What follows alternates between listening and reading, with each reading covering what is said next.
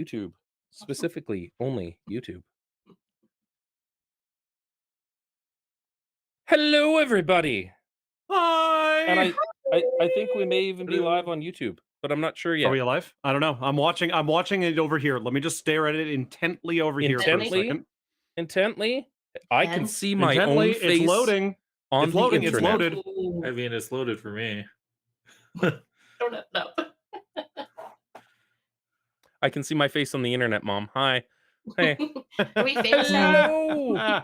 Welcome to Legends of Logomancy. The best TTRPG stream this side of Monday nights in Canada. Woo! Woo! It's a good time. Yeah. You're gonna notice some slightly different shiny happy people around with us. This time around, Pixie, how you doing? Hello. Hi. I'm good. I'm good. I'm great. Living the dream? Doing all right? Yeah, living. I mean, I get to sit down and play a TTRPG with a bunch of cool people on a Monday night. Like, that's basically the best way to spend a Monday night. They're usually pretty boring. There is that. That is So- absolutely a thing. I'm excited. Too. Thank you for coming and lending us your talents for playing kids in the 80s. Thanks for having me. JR, how's it going, boss? Yes. It's going great. Bit of a stressful day at work, but we're here now, so ready to go. Games cure all stress. Yes. Games do indeed cure all stress. And Tegan, how's life? Hello. Life's good. Did some paperwork stuff earlier, so glad I can do this instead. Games also treat paperwork problems. Yes. You know, some people treat paperwork problems as games. True. Like, let's be fair. If you're using Excel and you're not designing simple TTRPG systems using Excel, are you even supposed to be working? Come on now. No. Mr. Loop Director, Ah, yes. how are you? I'm good. Nervous as hell, but good. But why? Because it's always about new systems, and it's always just learning these things and making sure that I understood it. I was looking for literal days through the book, just making sure, do I actually roll any dice in this? Not really, no. No, you don't. It's very Because confusing. No, it's good. we're not playing Dungeons and Dragons anymore. No, we're not. Tonight, it's Tales from the Loop. And Tales not a from- bad Amazon TV show. Not a bad Amazon TV show. It's got a little bit of quirks. Again, I think the music could have been chosen better. I think it should have gone for more of the Stranger Things, a little bit more synthetic kind of things like that, but synth wave, etc. But anyway, that's my a thing. gripes aside from the show. This is based off of Simon Stålenhag's art book, Tales from the Loop, which is a absolutely beautiful art book that sets a lot of amazing feelings and ideas and just really cool thoughts. And I wanted to create a story involving that. And this is kind of that start of that story. Obviously, it's going to be changing and be quite a bit different from everything else that we have done on this channel. And I look forward to this experiment, and I really hope it comes through well for you guys and you enjoy the story and enjoy the game. Indeed. If you want to check it out, make sure to look up just Tales from the Loop RPG. You can find it at most retailers. You can get it off of Amazon. You can get it off of Drive-Thru RPG. It is an indie developer. It's an indie publisher. So, hey, show them some love if you love this type of RPG. And, hey, James. Yeah? I think you should roll that start. John.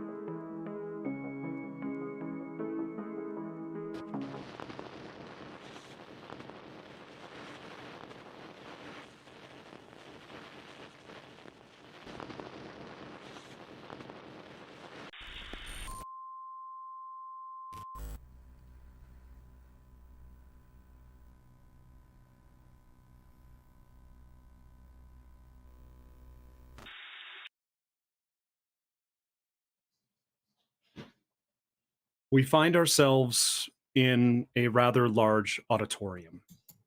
The seats are beginning to get filled as men and women in lab coats, suits, and other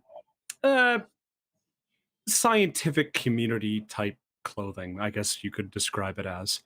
Voices are chattering all around us as we start to hear the crowd slowly hush. As an older man, maybe in his mid 60s, I would say, is walking his way up to the front. People begin sitting and waiting for this man to make his way up. As he gets help up onto stage, the crowd fully hushes. A bit of feedback is heard from the mic as he approaches it. And he clears his throat. Colleagues, it's a pleasure to see you all here. My name is Connor Fitzpatrick. He takes a deep breath and continues. Dr. Fitzpatrick, if you will. I am the director of the Blackfalds facility in Alberta, Canada. One of the largest particle accelerators in the world. One of the 5 loops. We often get questions about the massive machines. What good do they provide the world? Crowd begins to murmur a little bit and start looking at each other. And he continues. Humanity, its people, have flaws. As young, old, we get sick, blind, lazy, and distant. We at the Loops seek to bring about the fixes for humanity. We wish to discover the secrets of life, evolution, the brain. We continue to discover every day. So, I ask you of the scientific community, members of this conference, do we allow the faults of humanity to continue? Or do we work together to push forward?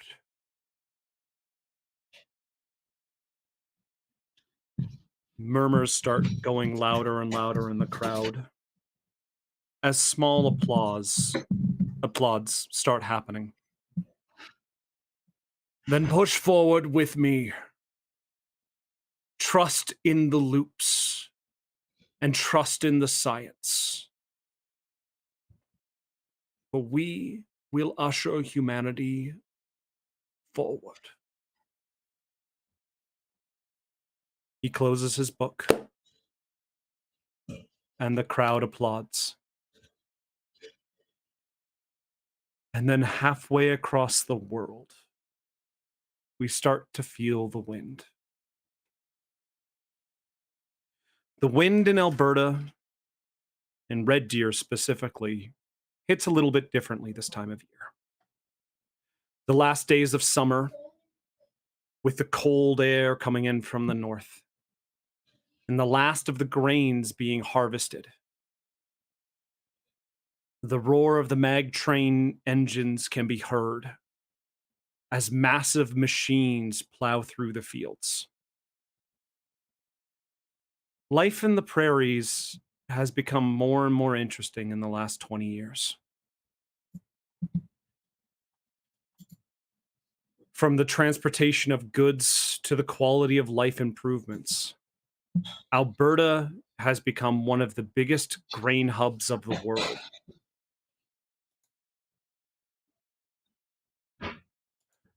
Red Deer, in particularly, has been quickly evolving and changing, and it will not be stopping anytime soon.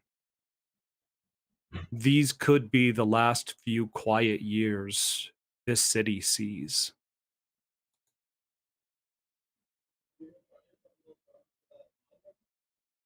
Our tale begins as the camera zooms and pans down. We come across a small farmstead, a house and barn with peeling paint, a few rotted posts, and maybe a couple blown over from the winds. As we come to the Straight family home, a single magtrine harvester works the field in the early morning as we find one Enos Straight tending to some livestock. Enos, care to describe yourself? Well, now, you see, Enos is from rural Alberta, so he doesn't sound too much like a hick, but I mean, he sounds about as much like a hick as I do the majority of the time, because 60% of the time it works every time. much like his Magtreme farm equipment, 60% of the time it works every time. It's just perfectly fine. There's nothing wrong with it. Enos appreciates the simpleness of his life at the farm because this is the 80s and there's a majestic world principle that underlies all technology in this time, and that's if you apply just the right amount of violence to something, it'll work again. Whether it's your Nintendo, whether it's your tractor, your microwave, your big old tube TV, or that robot walking down the street, just the right amount of violence is the perfect troubleshooting technique. Something we've long since abandoned in our own time period. Enos is a cautious boy. He's somewhat stoic in his work, generally working alone. They don't have money for farm hands or much automation at all. He's just doing his darndest because that's what you do in life. All right. So as you're going along and you probably have some chicken and livestock probably at the farm, and you're feeding the chickens and stuff like that. You start to feel the hairs on your arms slightly raise, almost like you're getting goosebumps. You know this feeling. It's the Blackfalds loop coming back online after being in maintenance. Yes. And the first time it turns on after maintenance, almost everybody feels this. It's that almost just your body feels like it has something go through it. From your feet to the top of your head, it's almost as if a wave of pressure goes through your body. And it just ripples and goes. And it almost feels like it's a heartbeat of the land. Almost as if the ground itself is alive. It doesn't hurt, but you just are now aware that the loop is there. Your farm is not that far from one of the outer circles of the loop. So you can feel it. But it's just there. Gives a shudder. Looks down at this old silver looking wristwatch, the pinchy kind that you Mhm. regret wearing if you have hair on your arms. It's one of the few things that he has left from his maternal grandparents, and looks up the sky and realizes he's late. And he Yep. does not doff his rubber boots or his overalls or his red flannel. Um, Wipes his greasy hands on his overalls and mucks away, grabs a bag, and gets to where he needs to go. Yep. And you jump on your bike and you start biking to Dougie's place because it's on the way, and you know you can get a good bite to eat there, or at least steal something freshly baked. Well, don't need to steal from his meemaw. No. She likes me. Dougie's the And problem. yes. Oh, And yeah. as you start to bike away, the camera pulls back from the farm. And as it pulls back, it's almost as if it looks like it's in a lens. As off to the side, a small bipedal robot's focus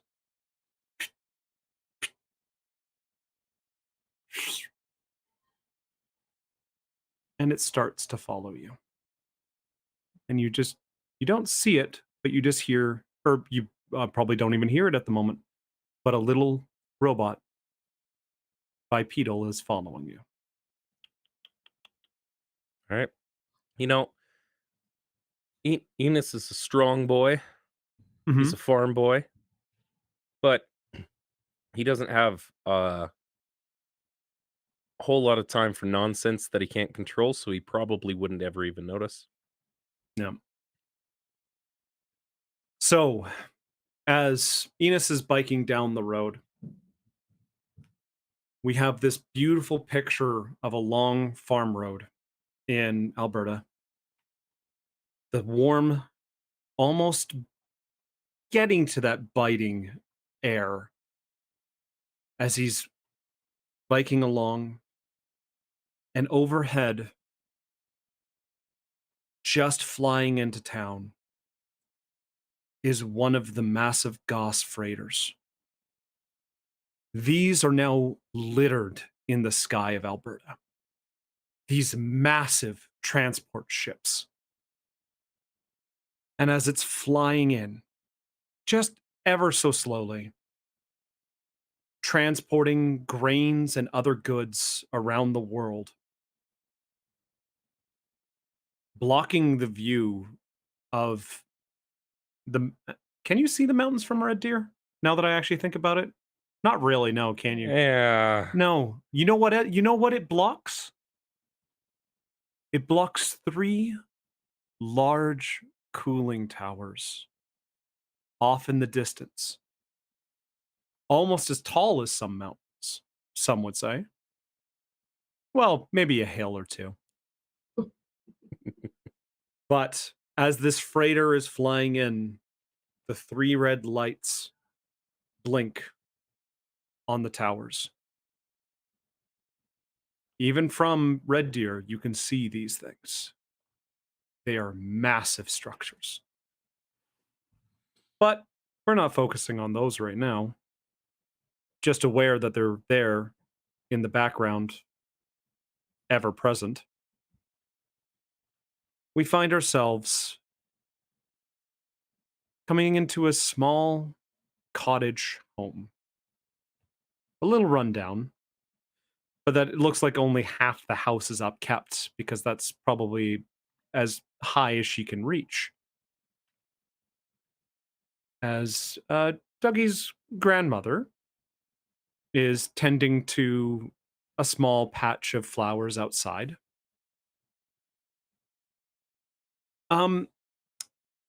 We zoom into the upstairs room. And in that room, we see tons of posters. Twisted Sisters, Metallica, the New Kids on the Block, Guns N' Roses. I mean, I don't think these guys are going to make it very big. Guns N' Roses, Van Halen, Motley Crue. What other And kind of knickknacks? clothes. Sorry? And clothes just everywhere, all over the Clothes, floor. just yeah. What other knickknacks does your room have, Dougie? And can you describe this young man while he's trying to struggle getting out of bed? Yeah, I'm pulling myself out of bed. Looking around. I've got just knickknacks around my room. I've got a baseball bat in the corner for some reason. There's a pile of loose cassette tapes on my desk that's there. I've got a Walkman sitting nearby. Not a lot of desk space free for actual schoolwork anymore. And yeah, I'm stirring out of bed. I'm still wearing the same clothes that I was wearing the night before. My typical outfit of white kind of undershirt with jeans that have cuts in them and frayed quite a bit. And I toss my leather jacket on that's kind of patched at the shoulders in a couple places. And yeah, I've got kind of like dark, messy hair, and I'm pretty tall for my age. I'm also picturing there are books that look like they've never been opened on the desk, or it's even put underneath one of the legs of the desk to keep it level. Yeah, because you 100%. had a house of cards that you were trying to build, and it just wasn't working or something like that. Yeah. And probably one of the first things I do in the morning is I crack open my window that I've busted the lock on so that my grandma can't lock it, and I'll pull out a cigarette and light it and smoke it by the window. And as you're getting yourself ready for the day and having your cigarette, you hear a banging on your door. Douglas! What? I can smell that you're doing that. You know you're not supposed to do that in there. I can't believe this. You and your father. Yeah, well, you try not smoking in the morning. I don't smoke at all. You know that it's not good for you. That's your problem there. I've been reading these newspapers and these articles. You know it's not good for you. You know what? Get yourself to school. There's lunch on the counter. Sure. I'll be down in a couple minutes. I don't know why I do this. She starts just going down the stairs, and you just hear angry thumping. And yeah, so she's going downstairs, and as you're finishing your cigarette, you notice a bike coming up the road. A haggard, rusty-looking bike with mismatched fenders and a set of handlebars that look like they were pulled off. Like it was definitely a more effeminate bike that those handlebars came from, because there's some streamers, but they're just fine. Doesn't do nothing. Doesn't make the bike go any slower. It's fine. Yeah. Hey. And I like the basket. It's utilitarian. Yeah. Fine. So, Dougie, you see Enos coming up to the driveway and get off his bike and go up to the front door and knock. Most likely, I would think. Absolutely. It's the polite thing to do. This is not Dougie's house. This is Dougie's grandma's home. Yeah. Ma'am. Yeah. Ma, Enos is at the front door. you hear that. I heard the knocking. And you hear hobbling, and then all of a sudden you hear the door clack, click, clack, click, clack, click. Enos is specifically has taken like 3 steps back from the door and has his hands behind his back, standing up straight. Yep. She opens the door and she, oh, Enos. Oh, Ma'am? it's so good to here.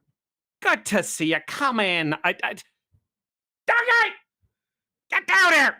He specifically wipes his feet, like deliberately as much as he can before coming inside, because he's still wearing his gumboots. Were you up early this morning? Yes, ma'am. Oh, getting your chores done. Here. Did your mom get you your lunch today? His stomach just grumbles before he can answer. Honey, don't worry about it. And she pulls out a second lunch container that is not even dinged. Like Dougie's is dinged to all hell. Your Dougie's lunch box, it looks like there is a rock embedded in part of it, or a place where he practiced poking it with a knife or something like that. This looks like a brand new Piggly Wiggly special. Yeah, 100%. Like this is, oh gosh, you know what? Hold on, no, that was out in the 90s. From Fields in the 1980s. Yes. Yeah. But yeah, no, it is a brand new lunchbox, and inside is a complete lunch for you, Enos, and there's even an extra cookie in there. I appreciate it, ma'am. Thank you very much. Don't worry about it. I know your mom works late, and she's going through a lot. He regards the works late comment and then doesn't say anything. And then and she turns and goes, Genie! Get down here! I'm coming. And I'll trot down the stairs. And so you get down the stairs, and there's your lunchbox. Yeah. And Enos is holding his new lunchbox, and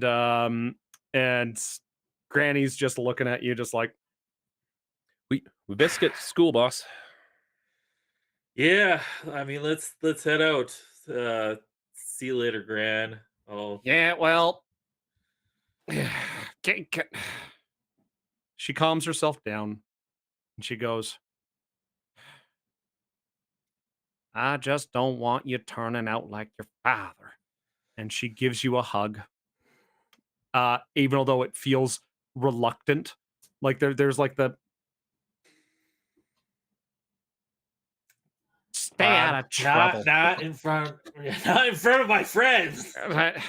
I'll give you a hug because that's what you deserve. Now get going. Don't be late, you two. Absolutely, ma'am. Have a nice day. Yeah, I'll snatch she goes, my lunch, and I assume we're riding bikes. My bike's just outside the front door, leaning against. Oh yeah, it's leaning against your grandmother's prized rose bushes. Yes, mine is appropriately like kickstanded. Yeah. Where it's not going to get into anything. Yeah, no, exactly. I have a kickstand. I just do not use it. No, it looks like the kickstand is probably the most like the cleanest part about the bike. Yeah. And yeah, so the two of you jump on your bikes and begin riding down the roads. Enos's bike is definitely it's squeaking along, but it's keeping up. It's well oiled at the very least. Yes. Yeah. It is in good repair, but made of several bikes. Yes. This is the bike of Theseus. I don't know which one was the original bike at this point, but it's fine. So much. Turns out the only original part about the bike is the card that you use to clickety clack. Clickety clack. As you guys clickety clack down the road, again the camera takes this kind of a swirling motion as it swirls around. And again, we see that little robot just following, just a little off in the distance, just catching up. And then ducking into a bush, poking its head out, and then following again. And as we go down the road, we fly past the two bikers as they jump onto a shortcut, because there's always shortcuts in the 80s. Yeah. And you guys are going down some kind of river. Maybe it's even the Red Deer River, or by it anyway. Yeah. As you guys are going, and we find ourselves in front of a nice house. It's definitely busy. There's a hockey net in the carport. And the garage door is dinged to all hell with what looks like hockey pucks hitting into it. There's other sports equipment around. I think there's like a lacrosse stick somewhere in there. And all like the house looks busy. And in front, of course, there's the minivan and two cars that look very used, but like I think 1978 something or other. Like, oh God, what would be a good car from 1970? Like, what would be a K car kind of thing? A couple of those as well out in the front. And we find ourselves at a bit of a larger family.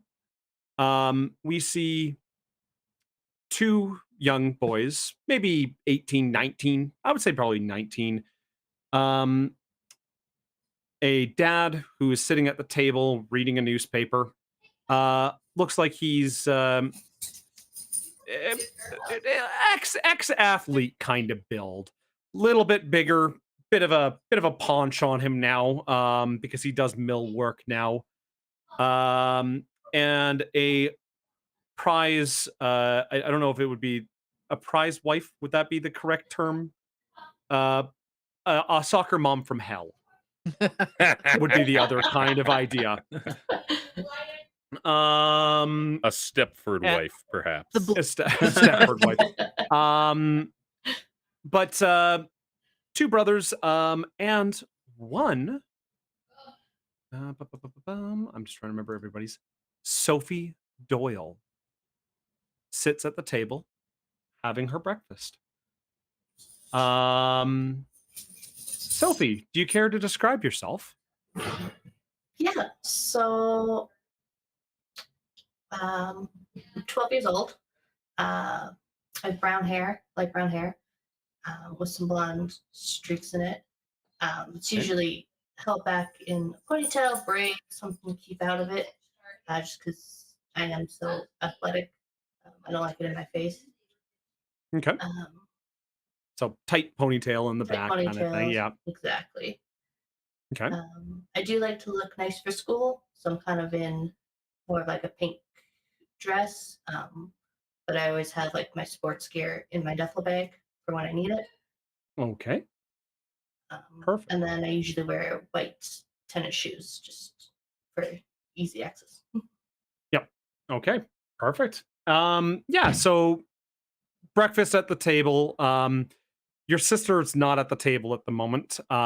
She's not wanting to be at the table at the moment. After a week or two ago, you broke something a little bit precious to her by accident. My clasp on her necklace. Yeah, and it was from her boyfriend, and this is the most devastating thing that has ever happened to her. And how could you do something so devilish as breaking a clasp? You're just so dramatic.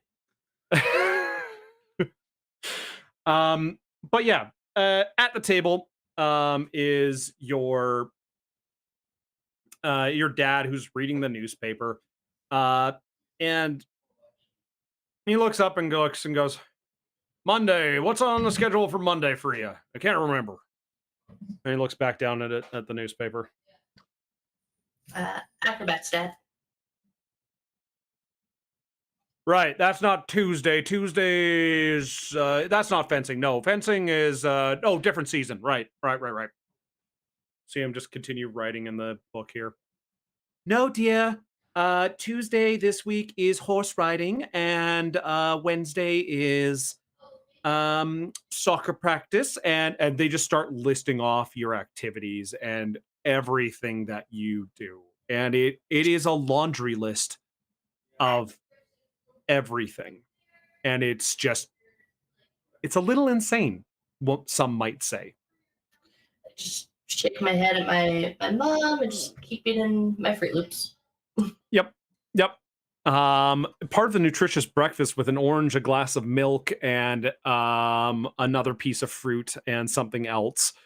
As your two brothers are sitting at the table, the twins, 19-year-old.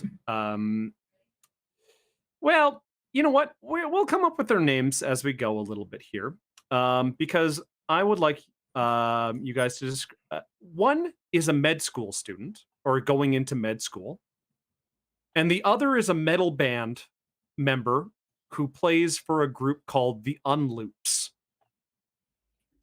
because they think that they're against the man. I see. Oh my. So those are your brothers.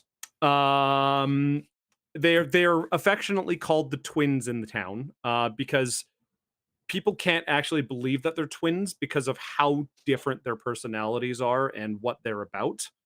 But yeah, you're having a pretty uneventful breakfast. But you start hearing your mom speak up and go, Clarence. The metalhead just kind of looks up and looks back down. Clarence, I know you can hear me. Looks back up. I am not calling you that stupid name. So, could you please give your sister a ride to school? We're running a little behind. How about you make him go do it? And he points over to the other brother. And the other brother is just like, no, I've got to study. I have like 3 exams this week. You are aware of this, right? And they're going back and forth and bantering, and just being shitheads to each other. And finally the mother goes, no, this is enough. We're done. Just pick one of the brothers. They'll drive you. Just pick one of them. Please make it Clarence so he actually does something today. And your mother goes toiling off. What was your sister's name? Her name was...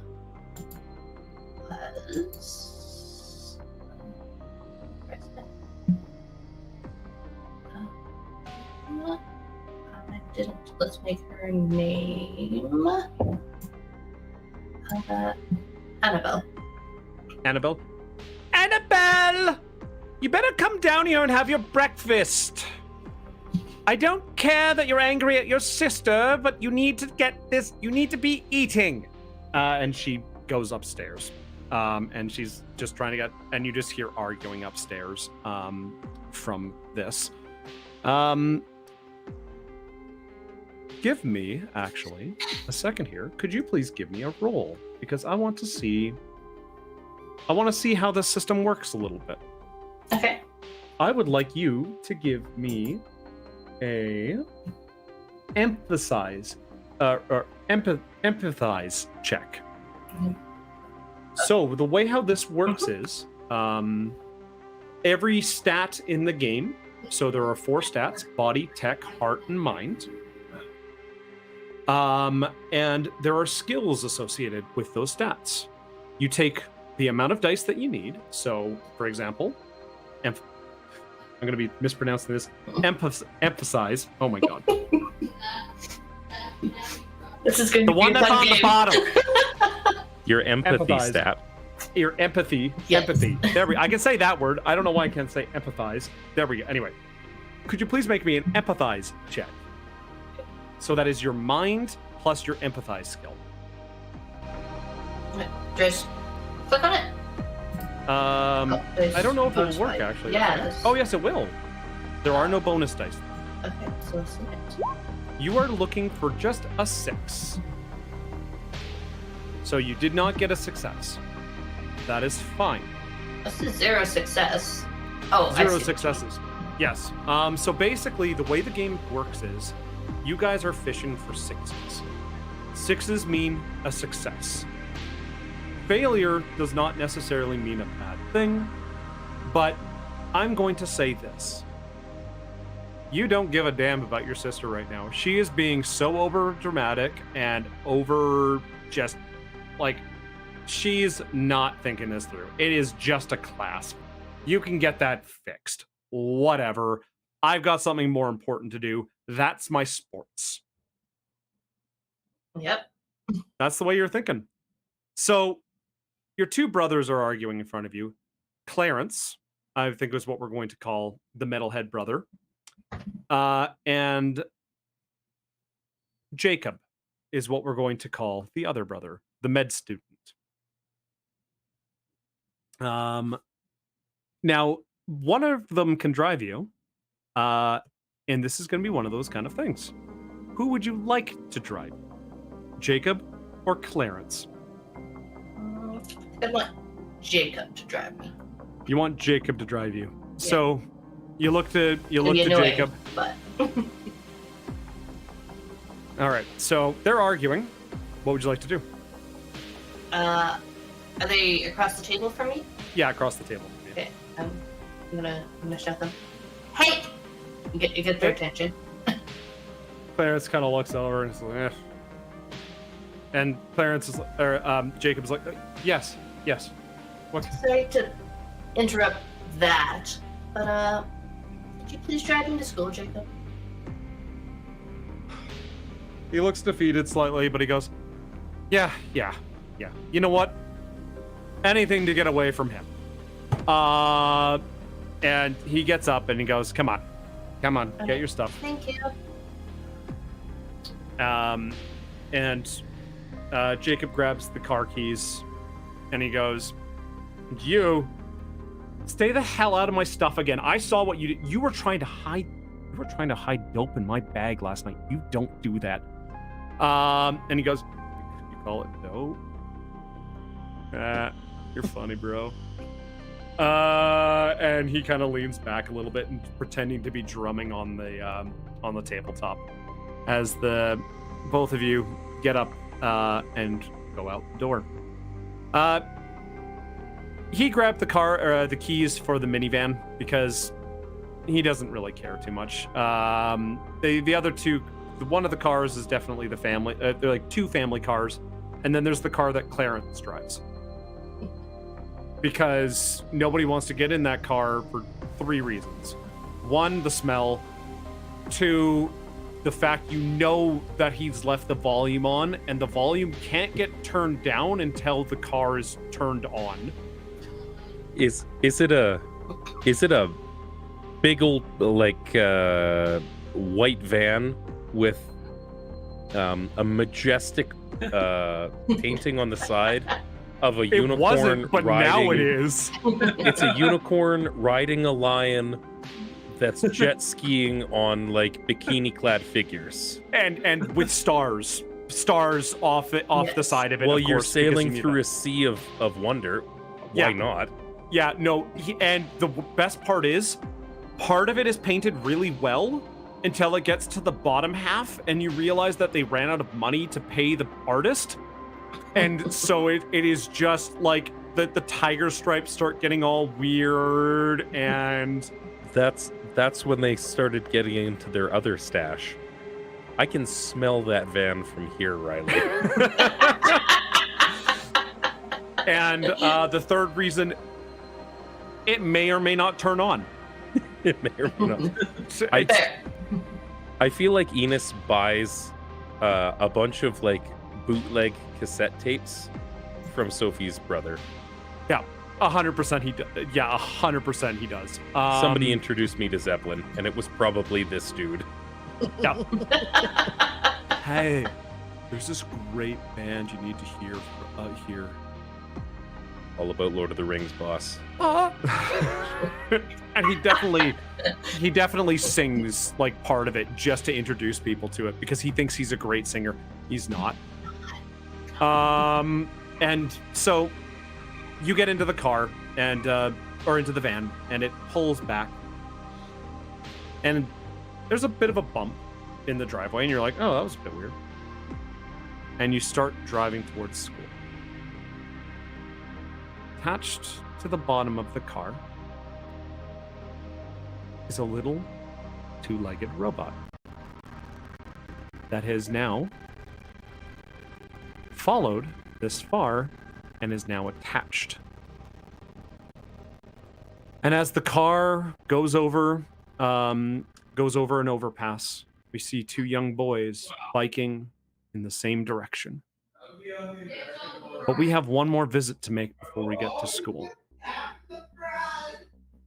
We find ourselves a bit more zoomed out. Let's take it back about 30 minutes. As a light rapping on the door. Janie? Sweetie? Are you dressed? Breakfast is getting cold and your grandmother's here. Oh, I'm up, Mom. I can be right down.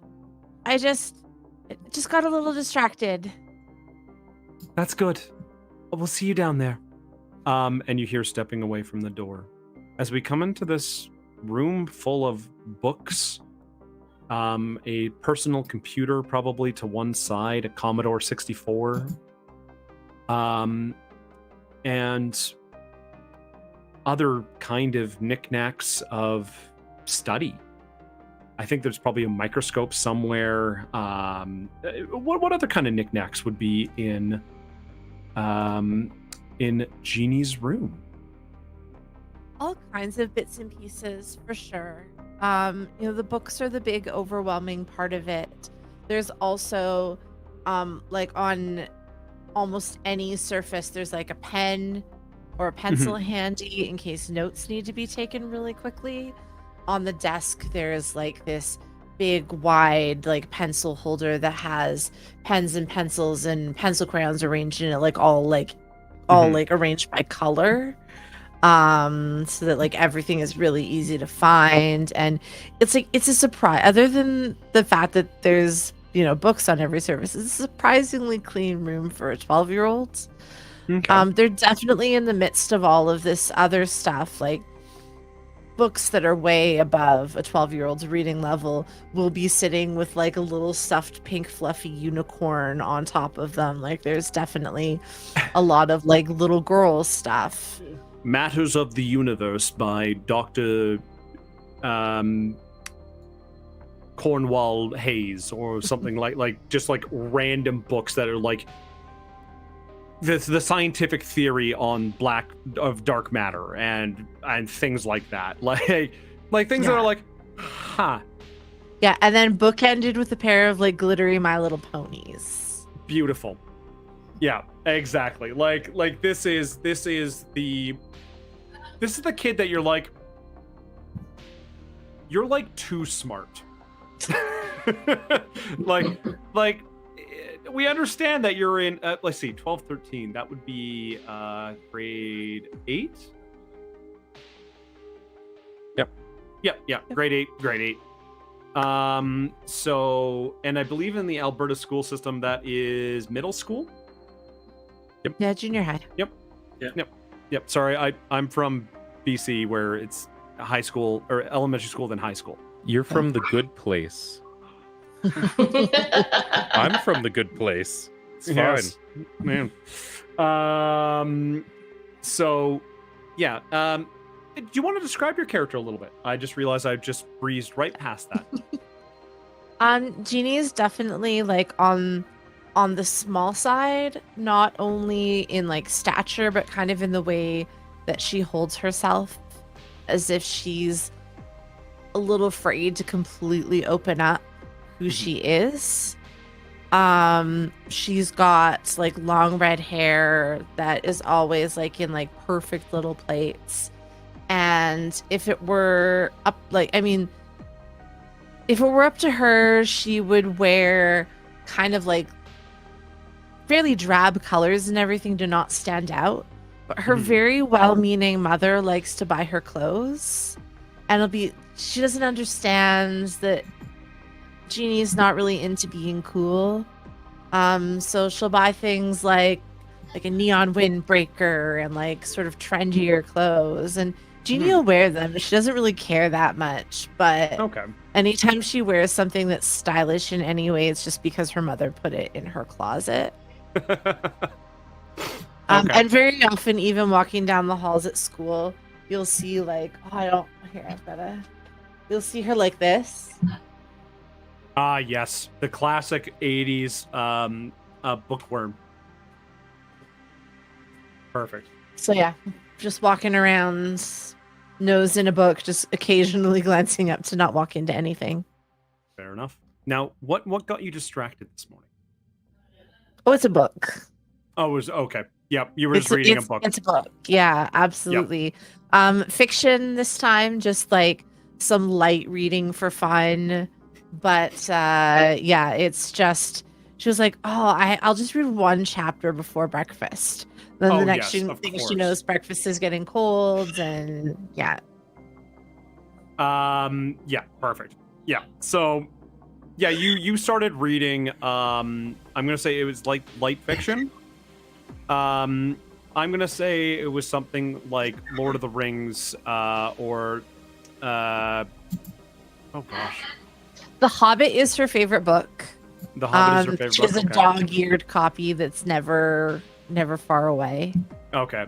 I would say it'd be something a little bit different. But it's, you know what, something like Ender's Game or something like that, because that is like something a little bit out there, because there's been some out there stuff kind of happening these days. Or like some Heinlein or something. Like, yes. Definitely in that realm. Asimov. So, as sorry, I just read chat and it said more soccer mom voice, and I'm just like, what? Anyway, you get yourself ready and you start going to the door, and you start hearing, I wouldn't say a loud argument, but a disagreement downstairs. And I would love for you to roll something for me, because we need to get a few rolls in here. You can either choose to use sneak or investigate. I mean, absolutely investigate. Okay.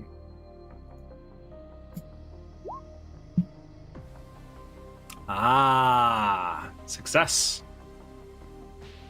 So, success. You hear the argument.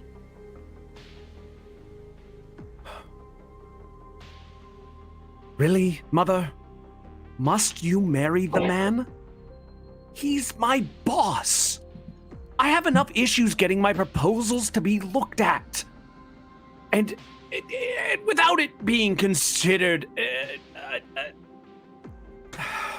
nepotistic. I don't even know if that's a word. And you hear across from the table, Robert, I am your mother. I will do what I wish. Do not use that tone with me. And you recognize that to be your grandmother. And you hear a little bit more, and you hear And then finally, as you get to the bottom of the stairs, your dad turns. Genie, honey, I'm. Breakfast is ready. Come here, come here. And he gives you a hug and a kiss on the head and checking you. And then he pushes back your hair and he goes, "How's your head today? Do you have any headaches?" I'm all right today. Good. I'm good. okay. Good. I'm still really sorry that this has been happening. We're going to be seeing the doctor at the end of this week, okay? I mean, it's probably just something like I need new glasses or something, and eye strain can cause headaches. No, that's we've also got an optometrist, honey. And he goes looking for his wife, your mom, to try and get an appointment set up. And you get up and get to the table. And sitting across from you is your grandmother. Now, you love your grandmother, but she's one of those old ladies that's almost scary. She just has that presence that's a little bit overwhelming, if you will. And she looks at you and she goes, "Oh, you've been having headaches, my dear." And she's sipping her tea and has a little biscuit beside her. As she asks, I'm like pouring cereal and milk into a bowl. Mhm. And I kind of shrug it off. Like I don't like, yeah, I've been having headaches, but it can't be that big a deal. Like Jeannie's definitely convinced that like, oh, it's eye strain, or it's not sleeping enough because I'm reading too late at night, or like she doesn't really understand why her parents are so concerned. It's just headaches. And she kind of has the same response for her grandma. She's like, "Oh, yeah, I've been getting headaches here and there, but I mean, they're just headaches, right? Like, it's fine. Don't worry about me, Grandma." She stirs her tea and she just looks up and just, "Well, it'd be better if your father was making sure to be at home more, probably, as well. You know that your father works at the Blackfeld's facility, and that he is there quite a bit. He is very, very busy there. He's had researchers even. And the fact that you even saw your dad today is surprising, because why would your dad be home? It's almost school time, so he should be on his way to the facility. But you hear your mom and your dad talking, and they're having a cup of coffee while getting things sorted. And your mom turns to the phone, and you see her pull out like the yellow pages and start flipping for optometrist, and then orthodontist, optometrist. And you hear her dialing in into the phone.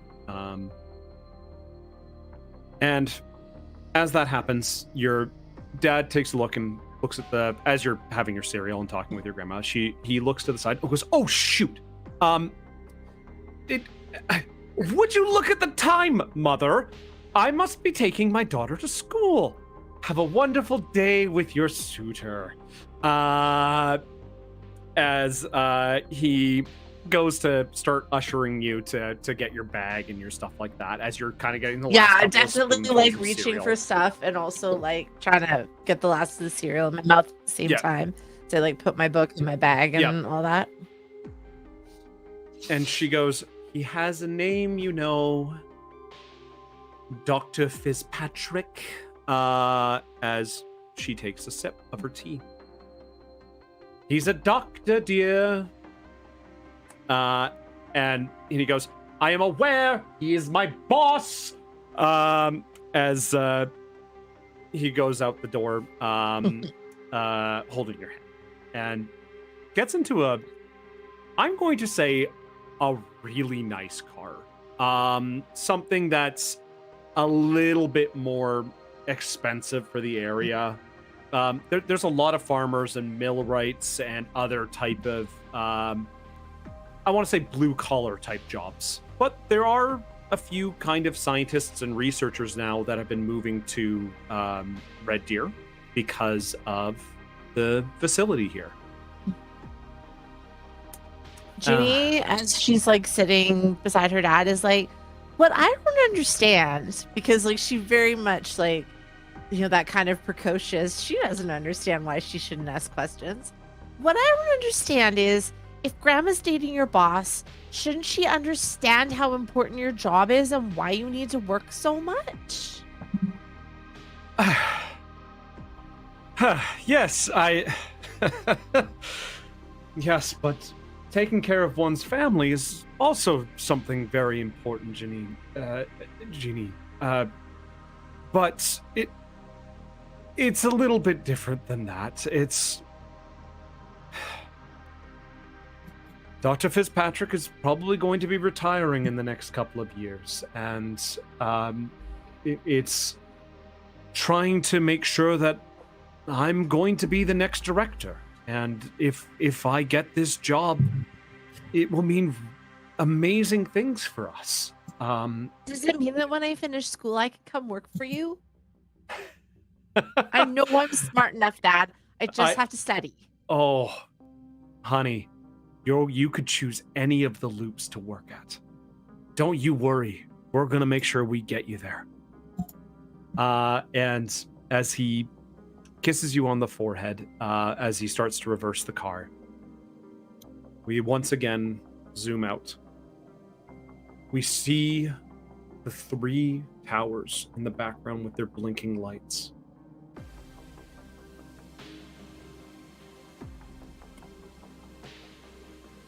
As the red lights flicker in the distance. The sun now starting to get to that almost peak point of the day. And you guys drive off towards the school. And almost as if by fate, 1, 2, the bikers arrive. 3, the minivan, playing classical music at this moment, comes and drops off. And the rather expensive car comes rolling up. And acting almost as a chauffeur, your father comes out and opens the side door.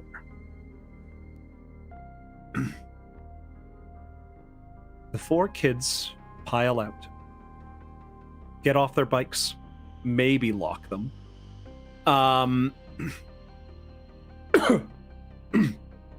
Sorry, 1 second.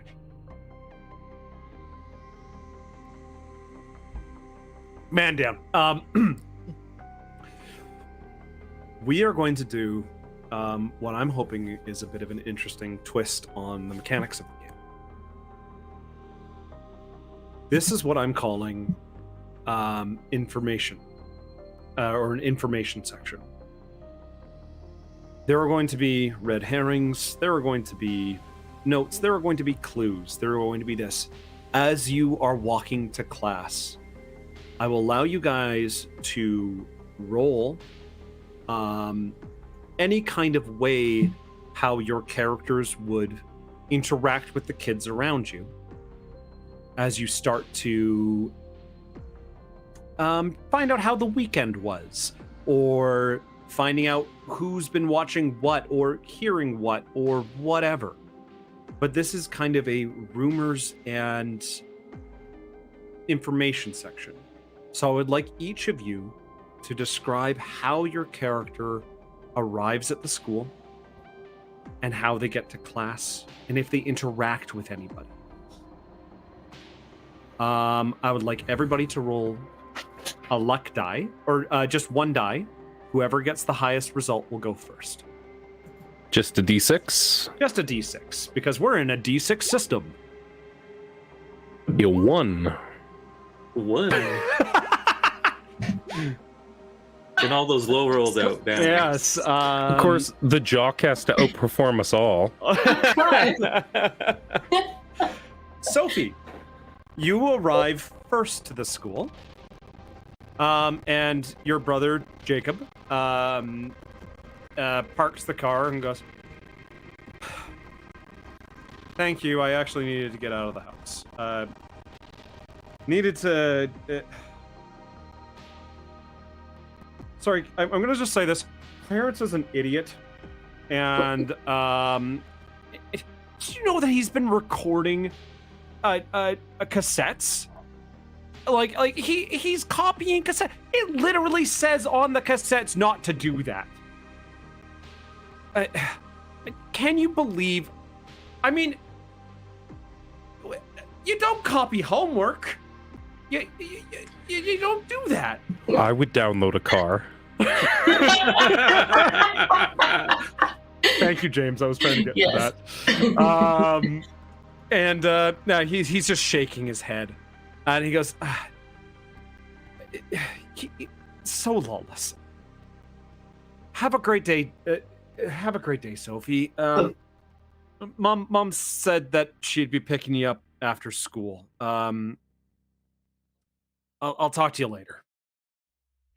Before I get out of the car, I'm just gonna put my hand on his and be like, "Don't let him rile you up. Jacob. You know he does it to get a rile out of you. And thank you so much for driving me. And don't study No too worries. hard." Thanks, kiddo. All right. See you later. And then I wait as I slam the door. Yeah, you do the.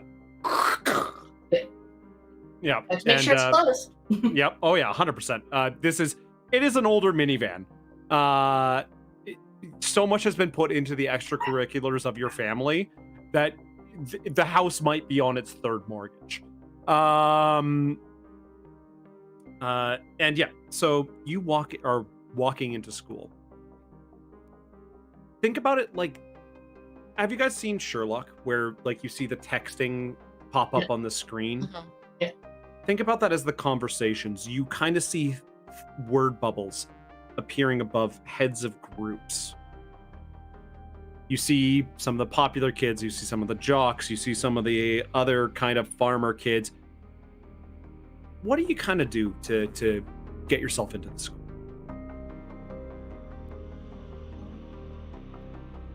I think Enos, taking a pause as Dougie like probably gets some smokes from a kid that was told to get smokes for Dougie, so he did.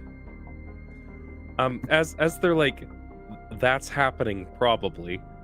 Enos goes and like opens up his locker and finds yet another note stuffed in through the top.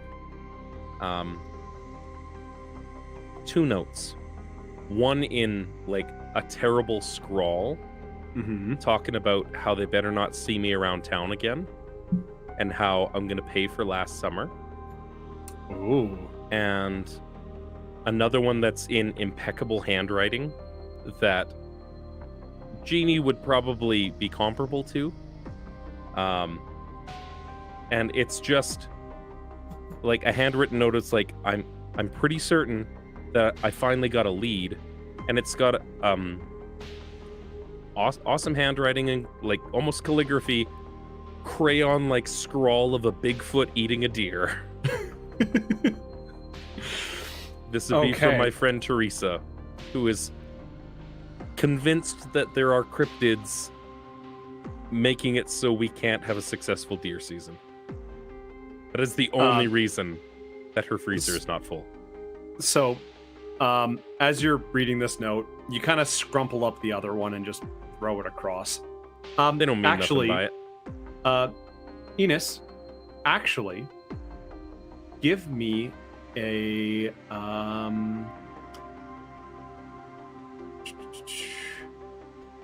Give me either an emphasis, the last skill, empathy check, or give me a straight kind of heart check. Well, they're both zeros. No, no. they are. Well, no, I'll do heart. Heart Okay. is a 2. Heart is a 2. So that'd be 0 successes. That's a 3 and a 1. Okay. I'm gonna keep note of that. All right. And do you do anything to get information as you walk into the school? You know, school is a lot, and there's a lot going around at any given time. Yeah. Enos walks through school like a bull in a china shop the majority of the time. That boy hit 12 years old and hit 6 foot 220.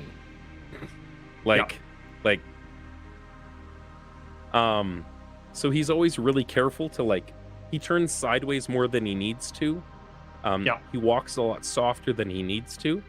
And he's always really careful to not glance too long at one person or another, because he doesn't want to freak anybody out. Okay. Right? Not because he's inexplicably shy and really wants a girlfriend or anything, but that's absolutely also the case. Yes. But no, he just he kind of dips his head into his locker, and he's thinking about all the stuff that he has to get done after he gets done with having to be at school. Okay. And he's probably just paying attention to his immediate periphery to make sure that nobody's coming to shove him. Okay. And nobody's gonna hurt him, and that Okay. he's not gonna bump into anybody. So he's listening and swiveling. I'm gonna say that you can do a force check then, Okay. because your body is out there. You are doing this, but you are aware of your surroundings. Okay. So a force check is 8d6 for me. Ooh. Oh yeah, And that is 1 success. 1 success. All right. 1 success. Roll a d8 for me. Okay. D8 in a D6 system? Yeah, I know. Ooh. 8. 8. So as you're listening in on the people around you, you hearing murmurs and this and that, and you hear in the background, you hear 2 kids. So did you watch G.I. Joe last night? Yeah, it was great. I loved it. I found it really weird though that Cobra Commander won. And you hear the other kid kind of go, what? What do you mean Cobra Commander? G.I. Joe won. What? What channel were you on? And then you hear the conversation drift off. I heard 3 wrong statements there, and one that it was G.I. Joe last night instead of in the morning. That's G.I. Joe is a morning cartoon show. It was. I'm sorry. Enos That is was immediately my suspicious of these people. They are pod people. They are crickets. They are done. Where's my crowbar? Riley may not have the best idea of what the 80s are, but he has some ideas. Anyway, No. This is canon now. Those people are pod people. those people are pod people. Anyway, He adjusts his flannel and just gives a he lingers a long time looking at these people until they walk away. how about for the other 3? Which one would like to go next? I mean, I can go because I kind of show up to school at at the same time. And yes, there is a little kid, a little year or 2 younger than me, that's handing me smokes. Thanks, kid. I'll do what you ask. And I go and I actually take time to lock my bike up, and I lock it up to a bike that he's pointed out to me, not to the bike rack. I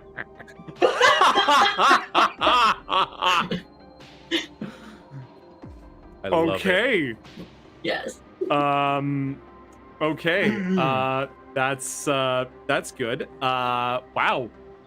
Yeah. So as you go into class, is there anything else that you do, or is that I mean, kind of...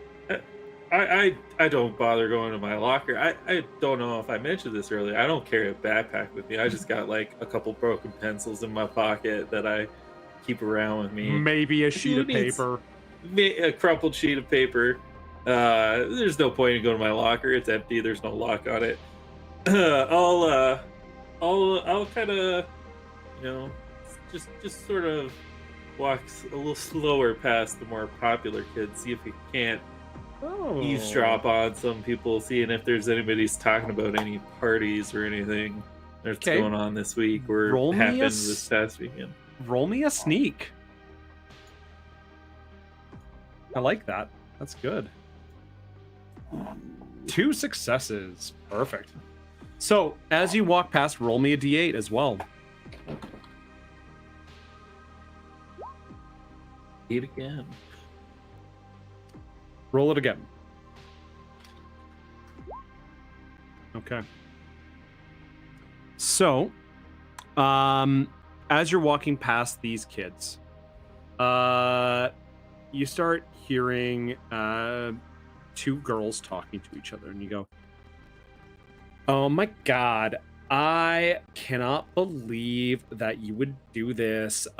This one girl has a ponytail going out The side? the right side. Yeah, it's a side ponytail. She has sparkles and a big big puff in the front. And she has a pink jacket with a black shirt and a frilly skirt and tube socks. And probably the most hideous pink shoes you've ever seen in your life. And she's like, "Oh my god, I cannot believe that you would even think about asking that guy out." And the other girl, who is wearing the opposite color scheme with a right ponytail, it goes, "Hey, you know what? I think he's cute." By the way, they're not twins. They are 2 girls who think that they should be twins, and their parents drink every weekend together because they're like, "We don't know what to do." Look, if you just try hard enough through the power of friendship, They become family. It happened. look, Anything's whatever you want to possible. do. I don't judge. Yeah, yeah, that the parents are a little concerned. But you know those 2 as Jennifer A and Jennifer M. They're the 2 kind of mean girls that are in the school. And yeah, they're just like but beside those 2, because you got 2 successes, I will give you another little piece. Hey, did you guys see anything weird on the television last night? It was doing something it was weirdly flickering in my area. Did you guys have that? And you have them just kind of going back and forth about something weird happening on the television.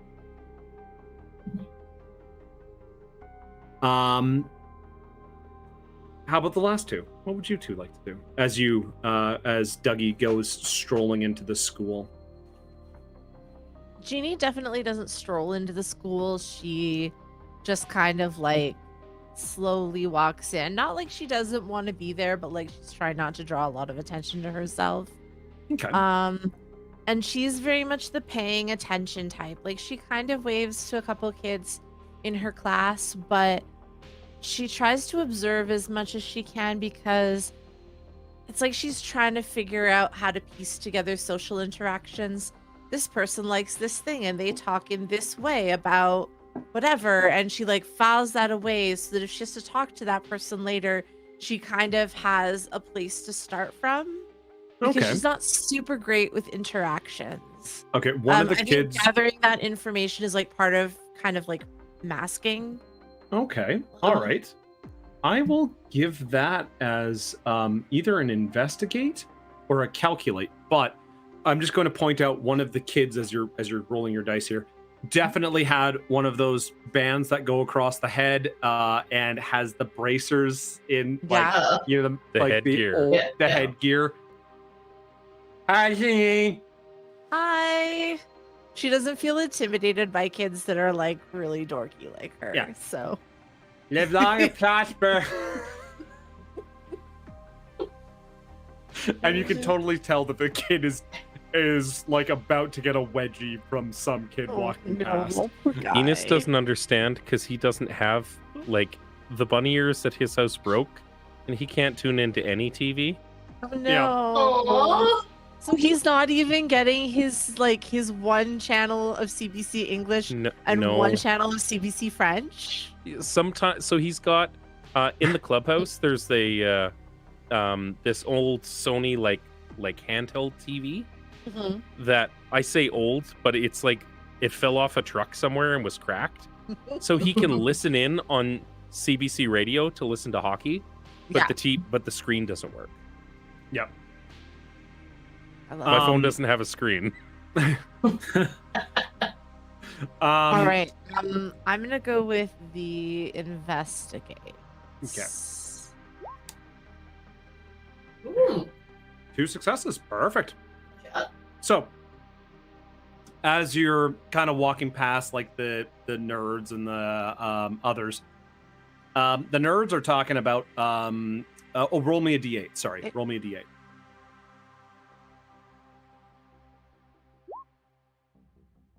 Okay. The nerds are currently talking about a new Commodore 64 mod to be able to get a little bit more RAM. And they were like, "Do you know that if you get it opened and then you can find a little chip, you take that chip out and then you put this new one in, but you have to go down to like," and they just start blabbering back and forth at each other about how to upgrade their RAM for the Commodore 64. You have to ask the man at the Radio Shack, but you have to do it in Klingon only. Otherwise, he won't give you the chip. No, it's this whole thing where you have to, and they just, there's slobber Secret coming club. out of their mouth. She does file that away in her brain that she needs to know just enough Klingon to go ask for this chip. Yeah. And you can roll one more time because you got 2 successes.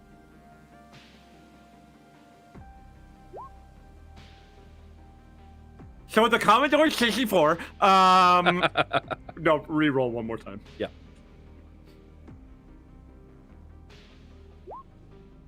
I was hoping it would be a 3 again, just because it would be fun. Can I teach Kirk you was the Klingon? best captain. So I don't know Klingon. So as you're walking past another group of kids, you hear, "So did you listen to that like cool track that was on the radio today, like on the way in on 32.4 The Wolf? It was great." I was like, "No, my dad was listening to freaking CBC. Some weird interview with some guy named Connor Fitzpatrick or something like that, like the Loop director or whatever. And I don't know, something about humanity is flawed." Like, dude, whatever. This is like a 16-year-old kid or whatever, just like 2 16-year-olds talking to each other. And then you hear, "Sup?" as they see another one of their friends join them. But yeah. All right. And then Sophie, I need you to do something as you're walking, as you got out of the car from your brother and stuff like that, and you're trying to walk in. How do you get your day started? So your walk is a little more like skippy, more like a hoppy skip. Okay. And she definitely waves at the Jennifers. They have some classes together, and they're on kind of friendly terms.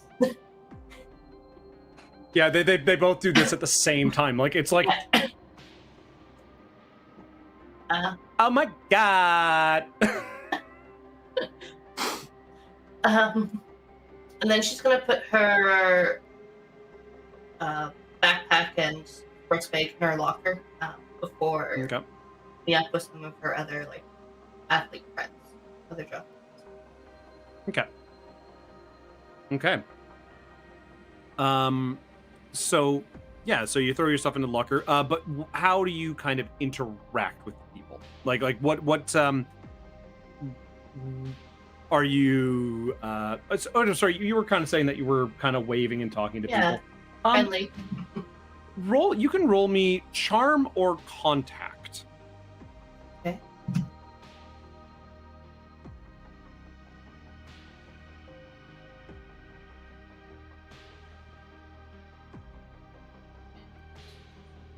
Oh, they're both the same. Well, Yeah, they're I mean, like, they're both the same at this point. Yes. I did not succeed. All right. So now here's your choice. You can choose to either reroll using a point of luck, or you can take a condition. If you take a condition, you will roll one less die every time you have a higher level of condition. I'll take one of my luck. Okay. So you just hit the little check mark there, and then you can hit reroll. Oops, sorry, I clicked it. There. Okay. Yeah. So yeah, hit I think we reroll clicked there. at the same time. I'm like, Yeah, probably. And then hit reroll. Hit reroll. One One success. Nice. So, as you guys, as you're packing away everything and going into all the locker, or getting yourself into the locker, one of the, I can't even remember their names right now, Jennifer's come up to you. Now, you don't know which one is which at the moment, because they do the thing where they switch their clothing all the time. Like, one day, one of them will be wearing the pink, the other day, the other one will be wearing the black, and it's just like, they just want to be known as Jennifer. They are the original hive mind. I love Hot people. Just saying. Assimilate. So Jennifer walks up to you and goes, "Hey girl, how you doing?" I go, hey Jen, I'm good. A little tired from everything yesterday, but Oh, all the sports you're doing, girl. You're gonna you're gonna be in the Olympics one day. I know it. aw, Now, I just heard some weird things going on these days. And she just starts just going over everything. Just starts talking about nothing and everything. And it's just rumors and rumors of random stuff. Roll me a 1d8.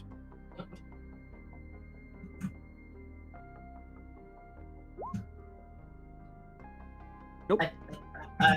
Words. Oh yeah. I was like, that's not a number. I can't read that. Two. That one's a number. She goes, yeah, and there's been this weird kind of thing happening where I keep hearing this lady's voice, but it's really weird, and I'm not trying to pay attention to it, kind of like I'm not trying to pay attention to my cat that's on my lap right now. And she just kind of goes on, but that sticks out to you, that she was hearing a random woman's voice when she was listening to music. Okay. But it was weird because I was listening to who's a popular country singer from the 80s? Marty Stewart. Marty I was listening to Marty Stewart because I know that's what Jennifer was listening to. Yeah, I was. You hear from the other side. So yeah, and that kind of concludes that as you guys go into your grade 8-9 split class. because let's face it, this is Canada. That is 100% what happens. There's like 35 students in this class, and it's a split class, and it is definitely chaos. But That was my school experience.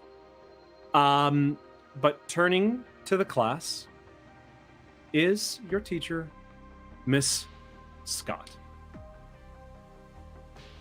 Miss Scott. Miss Scott is probably around 35. Middle age, about 35. Not middle aged. This is the 80s. That is Smoking and life expectancy, so maybe. So maybe.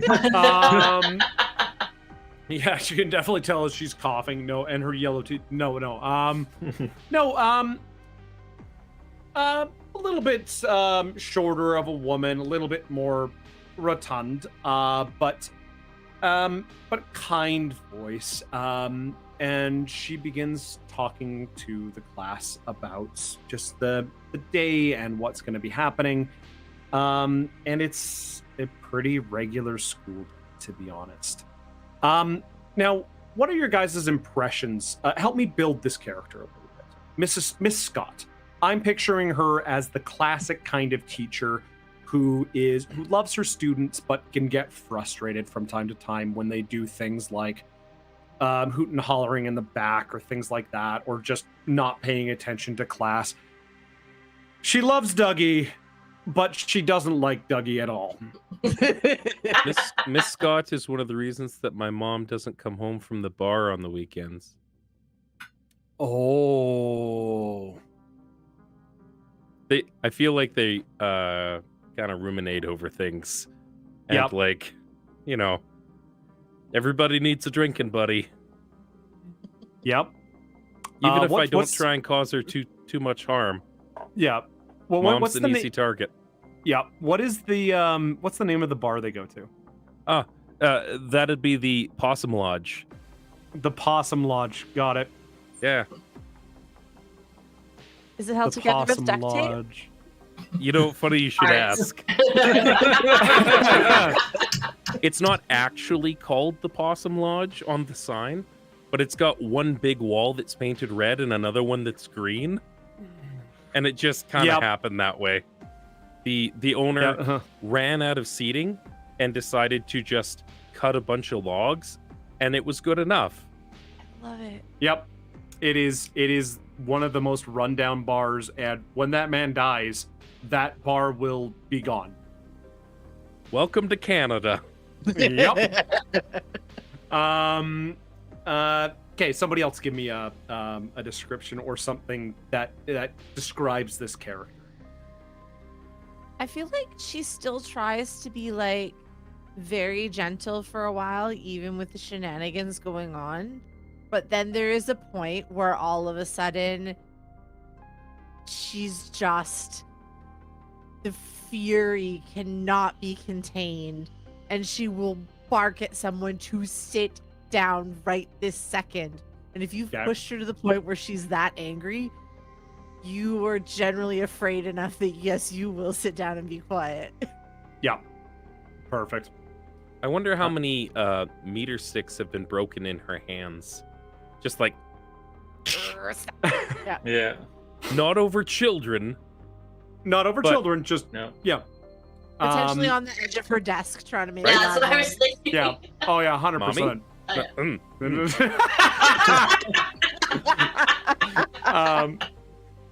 All right. The other two, give me something. Definitely, like, tough but fair. Tough, but yeah, Sure. okay, perfect. Kind of falling behind, like she'll give you options for like extra credit. But if you don't take those, then don't come complain to her when your grade's bad. Got it.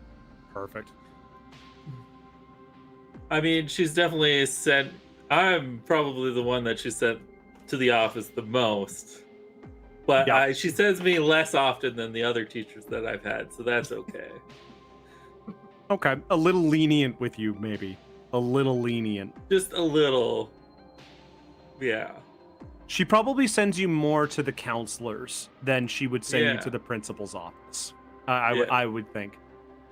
So, as the day goes on, she starts off the day very happy, very kind of perky in her mood, going through last week's homework. And she starts handing back the homework. Of course, Janine, being in grade 9,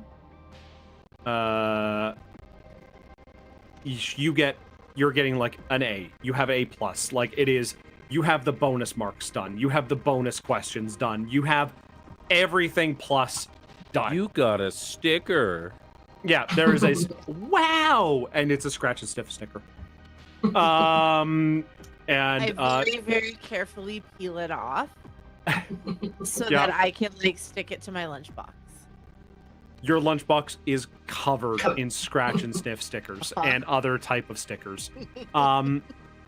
It was at one point just like a clean. I just want to say it's just like it was a simple but like really well made lunchbox. But now it's just stickers. There's nothing but stickers on it, and it's all good job, wow, amazing. Goes over to Sophie. D. Yeah, you're really missing the point on a few of the things. Like you got the foundations, and like you can see the work going, but it's rushed. Everything is rushed. Goes over to Enos. D, because there is no method. It is just an answer, and the answer's wrong. Look, Oh. you didn't tell me to write the right answer. You told me to write an answer. How? She just looks at. I just need you to understand something, ma'am. I'm just trying to do what you asked. And Enos, Enos, I understand. It's you got. Hey, you know what? You did all the questions this time. That's good. That's a good start. Okay. Don't worry, kiddo. And she takes out a try again sticker and puts it on the page for you. And but at the bottom of the page, by the way, for both of you, it says "See me after class." Yeah. And Mom forgot her smokes at the bar again. It means I gotta go take him home. yeah, Dougie. Dougie doesn't take him first. Yeah, What's cooking, Mrs. S? F. It's like In you were red, doing- thick ink. yeah, red ink everywhere. Only half There were completed. some numbers on there, but there were also words on a math question that says, "Who needs this?" A black fighter jet drawn in black pen, shooting black tanks, and inexplicably like a red Sharpie somewhere. Yeah, exactly. Yeah, and just explosions and other things like that. The weird S symbol thing Yes. that's drawn that has been around forever. Like just random stuff everywhere. And she's just like, "See me after class, Dougie." Sure, no problem, Mrs. S. And she just walks away from you. The rest of the day goes past. Today is probably social studies. Social studies, PE, and math at the end of the day, kind of thing like that. And yeah, it's a, you know what? I want to see how everybody performs. So we're gonna do social studies first. Uh-oh. Okay. All right. So I would like, for social studies, you can either do calculate or investigation, or investigate.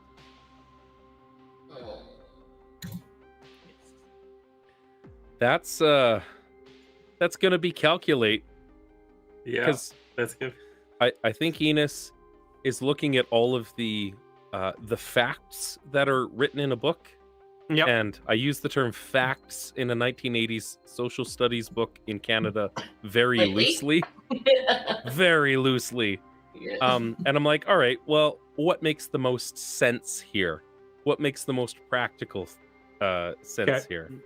Perfect. That is 0 successes for Enos All right. on 46. You have had two failures in a row. I think after the note and everything that you got today, you get the upset condition. I am most certainly upset. Yep. His little jaw like quivers a bit. Okay. All right. Who's next? Oh god. So because Sophie definitely cares more about sports than Yep. her schoolwork, she's not going to be using calculate. Yep. She's like, yeah, I'll learn this, but like, why does it matter? Yep. So I'm going to definitely use investigate. 2 successes. Yes. Yes. You remember that in those old social studies textbooks, in the back of the book, there is definitely some answer keys and other Yes. things like that, and you're able to just kind of look through it a little bit, but you're able to find the right answers you're kind of looking for. And yeah, you do okay. How about Dougie? How about you go next? Yeah, I mean, social studies, right? That's like Yep. Yeah. history and stuff, and people doing deals with other people. I gotta do a little bit of calculation. Hey, you know what? There was a kid right next to you who got all the right answers, and definitely Dougie's style to just kind of go, I Hey. calculated the right seat to sit in. yes, exactly. You're like, hey, and you just like look over, and yeah, you got a passing on that one. And Ginny. Yeah. While I am pretty good at calculate, investigate is my best score. So Ooh. we're gonna run with investigate.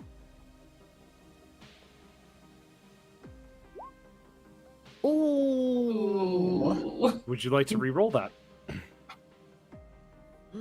Yes, I would. Fair, So fair. I'll use one of my luck points for that. They're procession, right? yes, they are Okay. procession. Okay. Thank you, because I was wondering that too. There we Yep, go. there you go. Yeah. The question all of a sudden was worded very weirdly to you at first. It was just like, wait a minute. Like it made Genie want to rewrite the question to make it make more sense. Yes, you actually do that. You pull out from your stationery set. You pull out whiteout, and you actually white out the textbook because you've been known to do this, and you rewrite the grammar for it to make better sense. And then you answer the question, and Mrs. Scott just walks to you and just, you can't. I mean, okay. You might be the smartest student in class and everything like that, but that's still aggravating to some points. you have to understand that these textbooks are written through the lens of a very specific set of people. Yep. And if you just do your own research, Yep.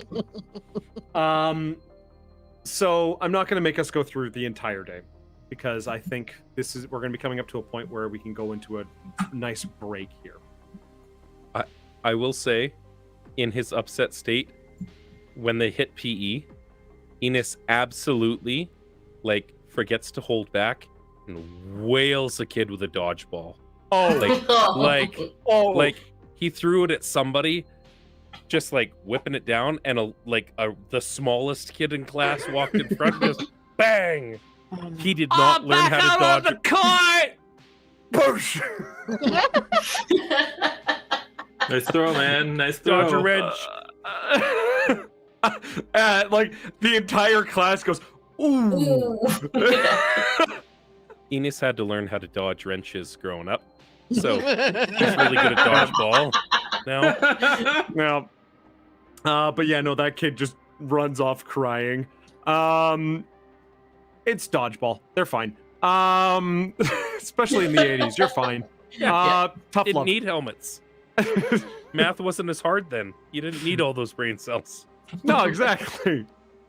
And you guys finish out the day with math, which the three of you probably struggle the most. At the end of class, Mrs. Scott pulls the three of you aside and goes, "Now, you're all good kids." As she kind of does this with her head, kind of going like, Most of you. mostly good. You're mostly good kids. Mostly. Now, I've already called your parents about these grades.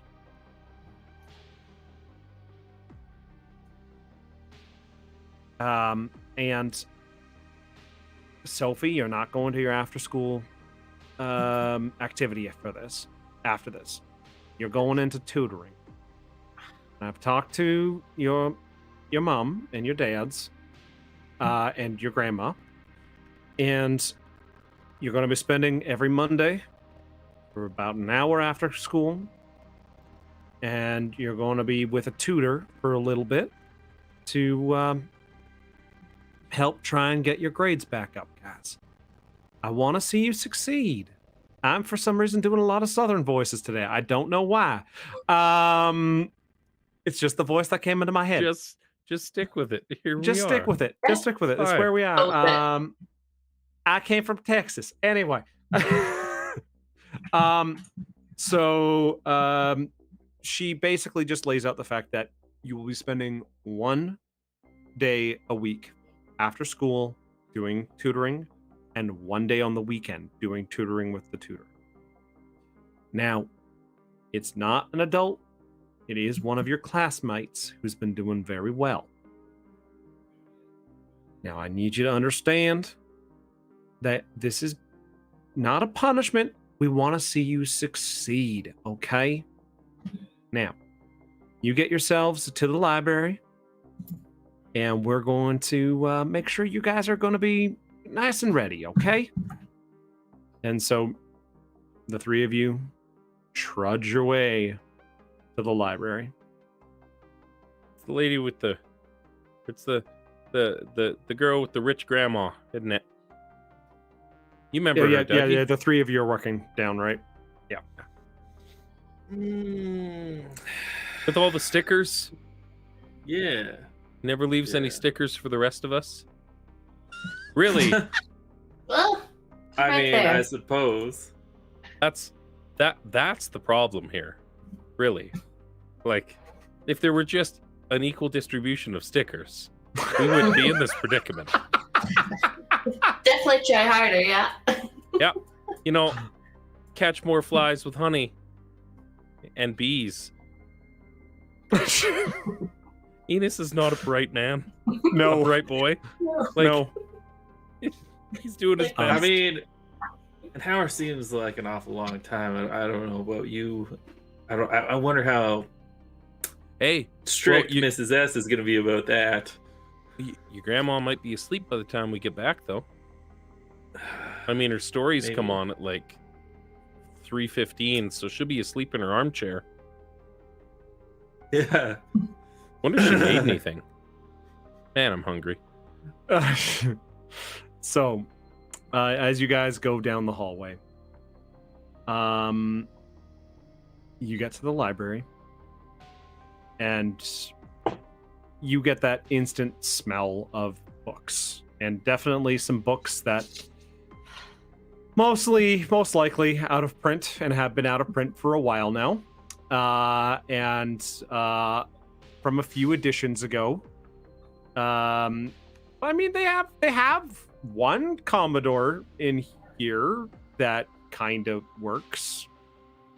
The keys might be a little bit sticky, even although they've told them many times, do not eat food at the Commodore. Students will still eat food at the Commodore. Did you go to a high school where they had electronics in the library? Yes. You son of a bitch. Was that weird? Like our computer lab was an open area in the middle of our library. Yeah. Yeah. You guys had money for computers? We had to build our own for the school. Wait, what? It was really bad. I went to a really poor high school. Oh no. Fair. Okay. Fair Like, enough. it was bad. All right. So, as you guys get in, you guys see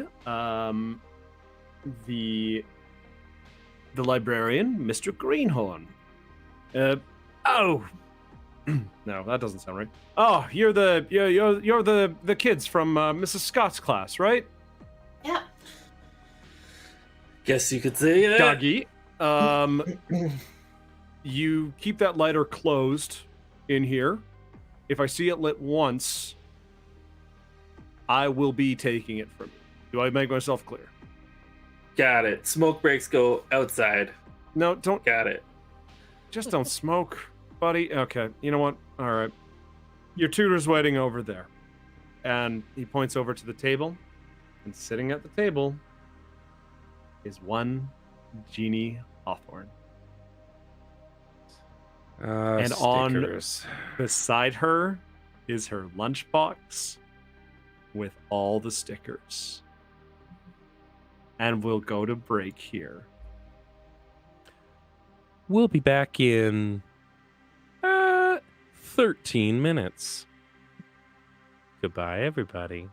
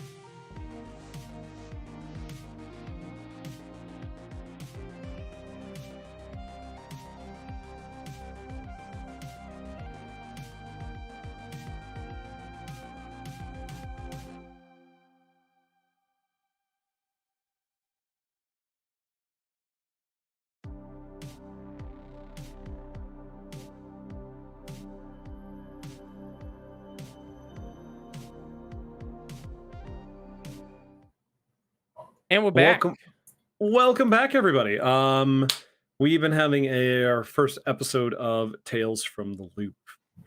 The Alberta gone loopy, if you will. I could have come up with a better pun, I'm sorry.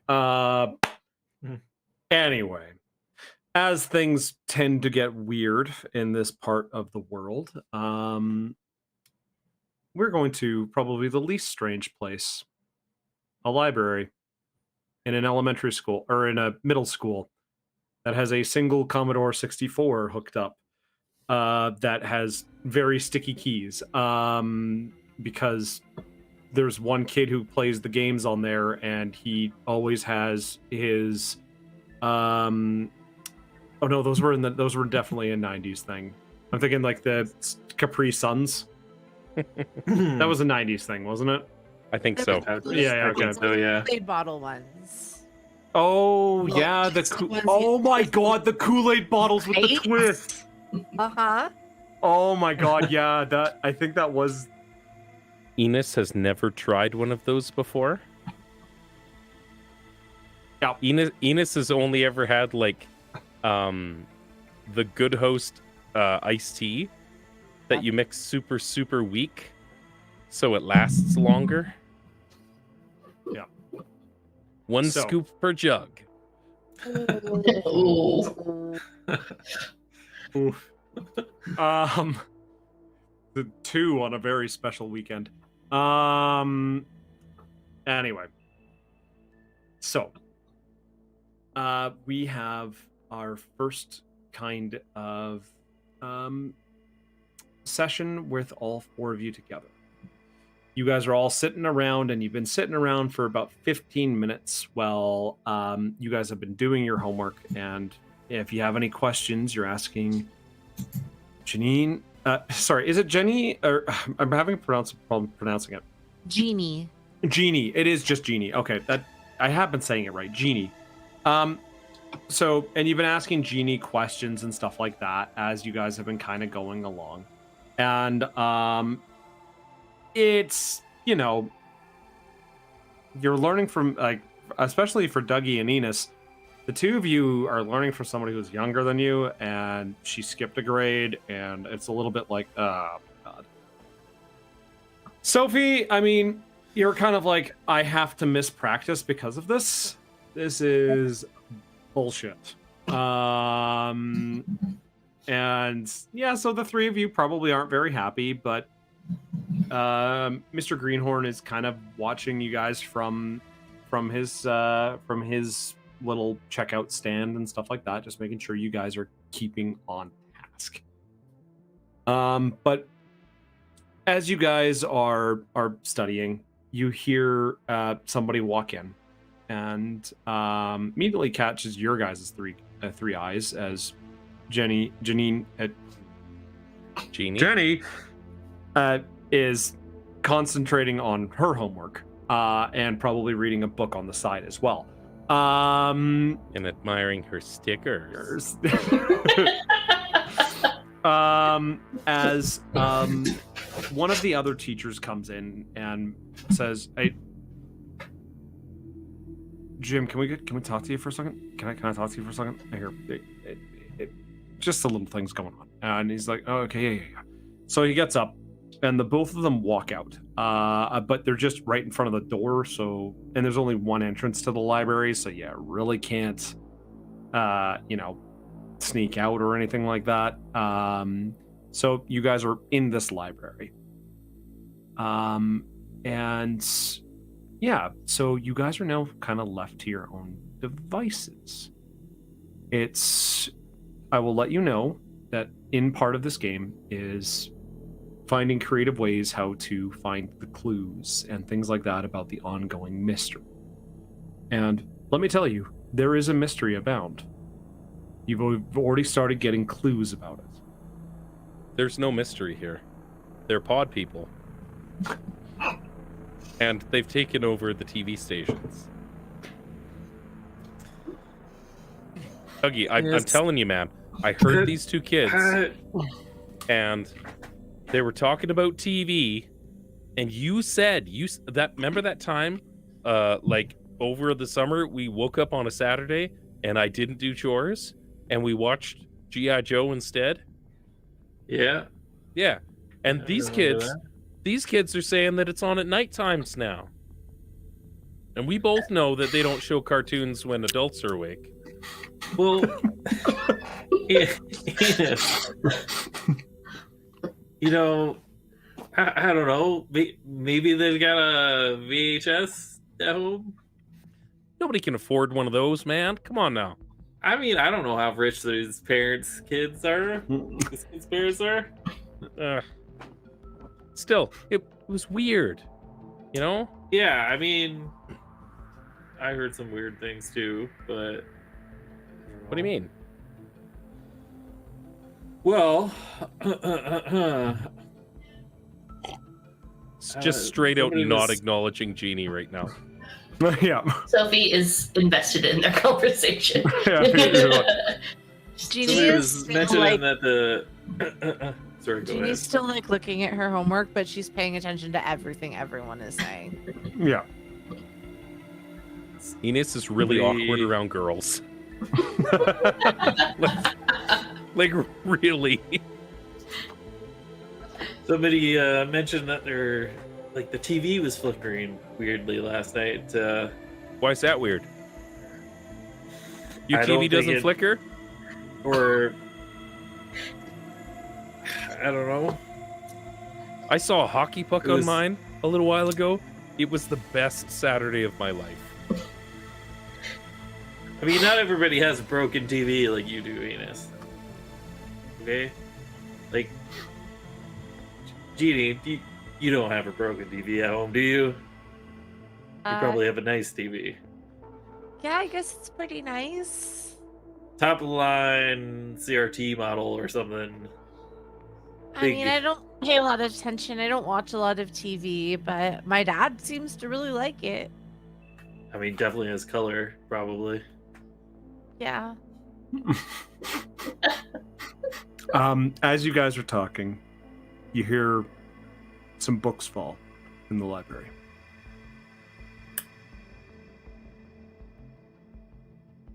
Wait, that was weird. That's the sound of books falling on the floor. I thought we were the only ones in here. You see, if you don't stack up your books right, they'll have a tendency to tumble. I read about it in a book once. Hard to believe, I know. I'm just- gonna go take a look. I mean, since Mr. Greenhorn isn't here to see what's happening, I'm just gonna go I'm gonna go take a look. That's sensible, because I mean, isn't he super old? He's in his 40s. Isn't he super old? Like, he might have I don't know, precariously placed them and then damaged something. You can still hear their conversation out in the hallway, by the way, too. Also, if we pick up the man's books, maybe he'll just let us go home. If I don't milk those cows, I'm gonna have a really hard time doing it later. They don't like to be touched when the sun goes down. He straight faces you saying this. He's having a really She's hard just looking time. really confused, and she's like, "I'm gonna go see where those books fell." He's having a really hard time with Genie and Sophie in the room. Okay. So you're gonna go take a look at those. There's a conversation happening outside. There's and yeah. Or you can do just a kind of a general kind of information kind of. That's up to you So, guys.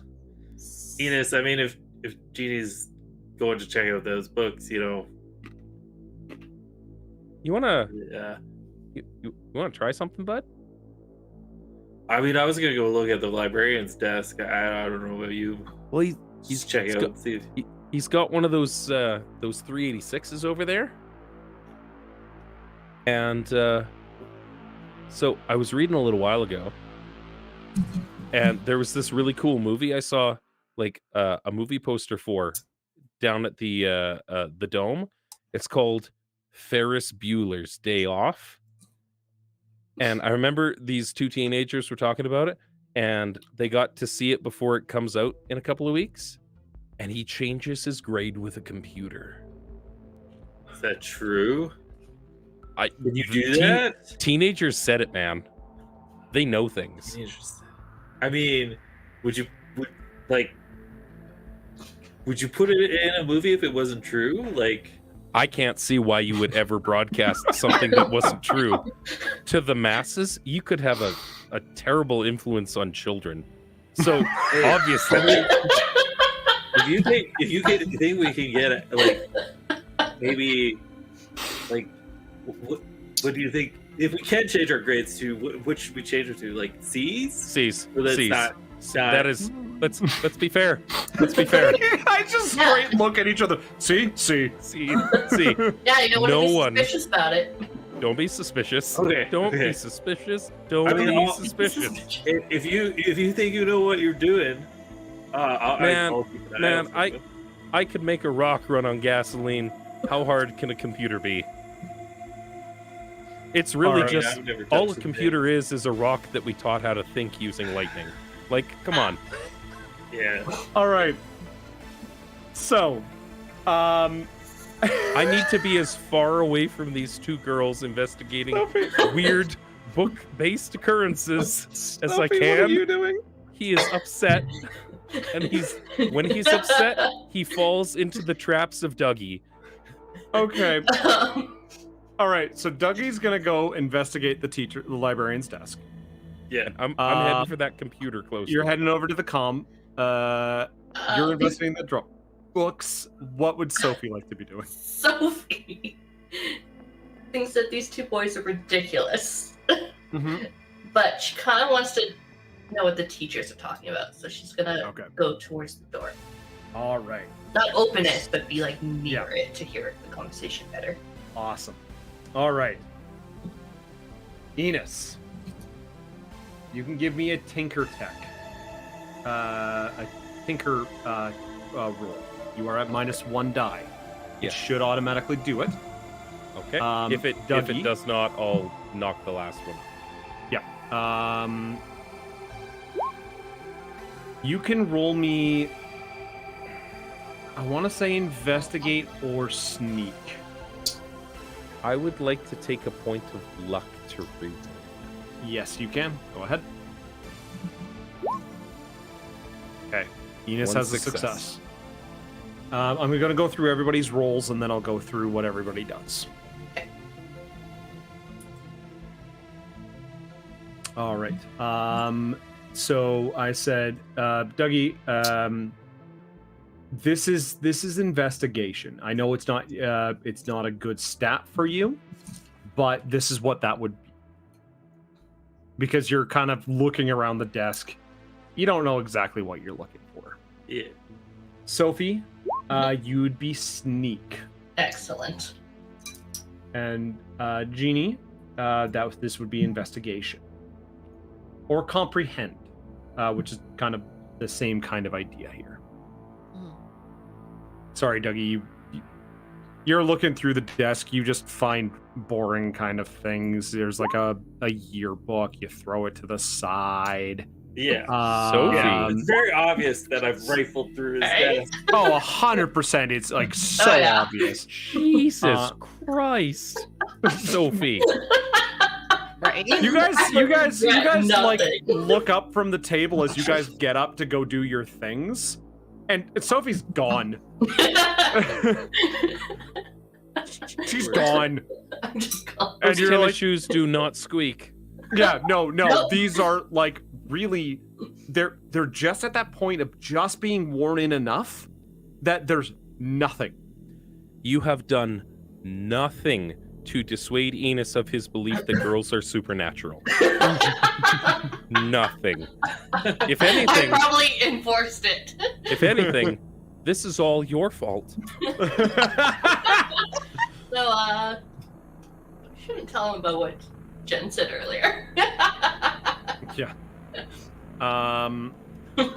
So, oh, that's right. You didn't say that. I haven't said that yet, no. Oh. All right. So, let's go down the order here. Enos. Enos has a computer box in front of him. Power start. Yeah. There's something caught in that fan. Yeah. This is a No, there's 386. yeah, and he's 386. like, it's just like an engine, Dougie. Watch. And he pushes the big turbo button on the front, and it immediately starts going faster. Yeah, exactly. Like you got the computer turned on.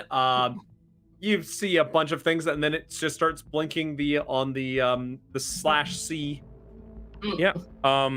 He immediately starts going through a QBasic manual that he has in his toolkit, because he actually does have some skills in program and more so with Tinker. Yep. Not so much with math and calculations, but like you're just basically telling it what to do and find it. Yeah. He's good at reading manuals. Okay. So he's like, okay, well, if I want to find something, check a directory. Yep. All right. I want to find a grades directory. I need a password. Yeah. Okay. Yeah. It's this man's, like, 3M hasn't been invented yet, so it's probably just like an actual paper taped to a desk. Oh, probably. Yeah. Right. 100%. Actually, the underneath there is you find like an actual like file folder of things, and taped inside is password. Yeah. It's like how to use this goddamn demon box. It was written by the previous librarian. Yeah. Who retired last year. His name was Mr. Redhorn, and he was about 75 years old when he finally retired, because they were like, you just have to leave. You just have to leave, sir. You don't have to go home, but you can't stay here. Stay here.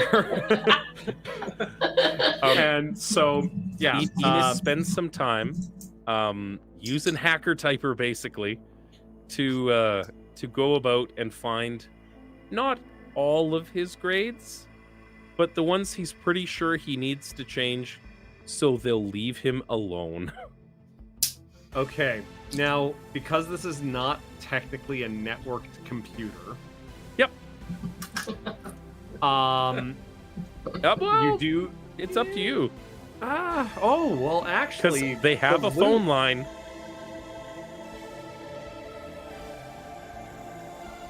You know what?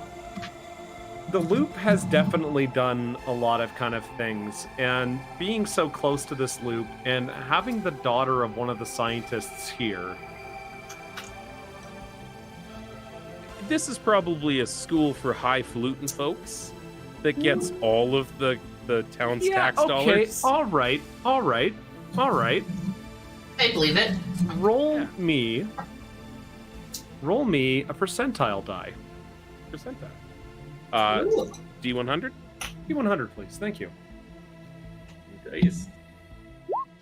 41. Yeah. You know what? This is connected to the school's network. I feel like And putting this on is- sunglasses all of a sudden, but Yeah, and like fingerless gloves. and this is a very basic and very rudimentary version of this, and this is kind of like think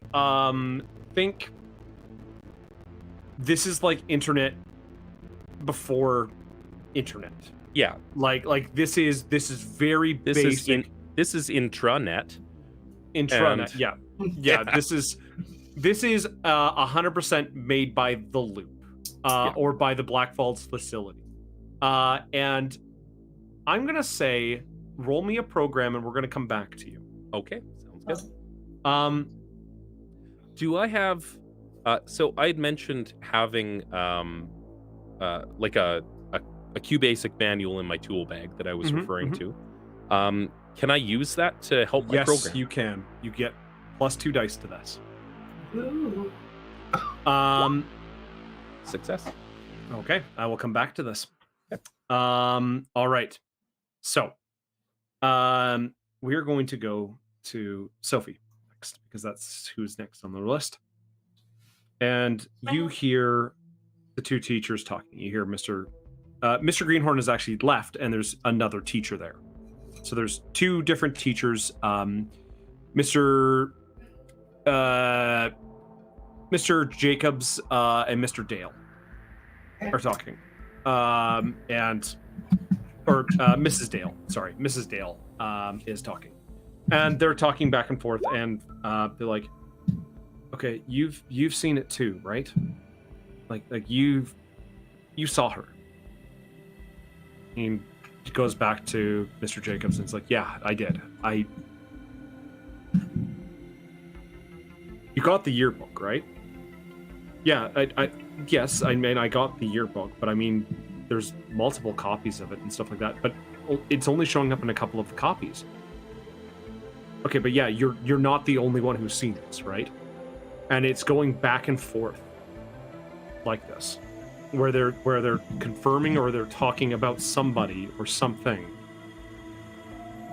and they're not sure what. And there's a look of almost concern and confusion on their face. And that's kind of what you're getting from this, is that there's somebody.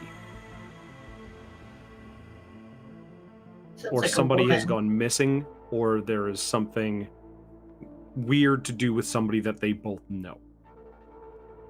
And you hear Mr. Greenthorn come back and go, coming back down the hallway. And he goes, "Okay, well, I found the other yearbooks, but I mean, I don't know why you want all these yearbooks. I might have another one in a different storage." And they're like, "Are you sure these are the only ones you have? Like, we need like the last 20 years. Like, what do you have?" And back and forth, back and forth, back and forth. And yeah, and we'll go from there. Okay. Aw. Genie, Yes. the books, there's about 4 or 5 books down on the ground, and kind of sprawled out, and you're looking around, and you get this weird feeling as you hear and smell oil,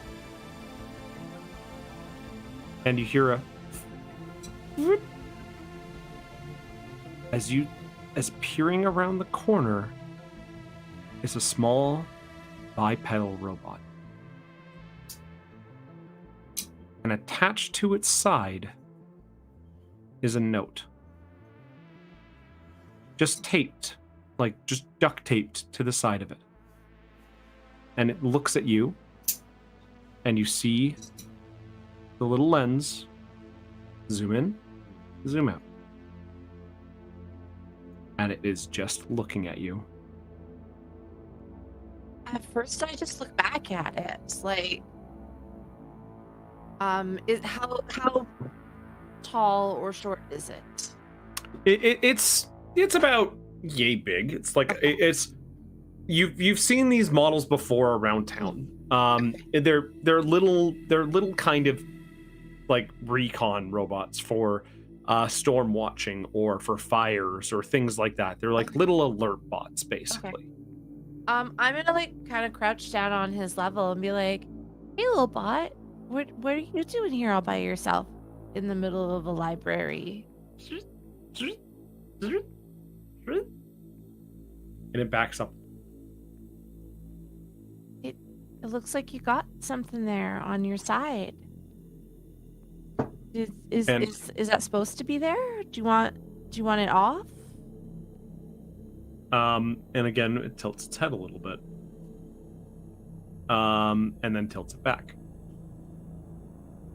It doesn't have a little responder or anything like that. Mm-hmm. But it's just looks like it's almost fascinated. Okay. We're gonna go to Enos here quickly. We're just gonna go down a little bit as we're going through this library.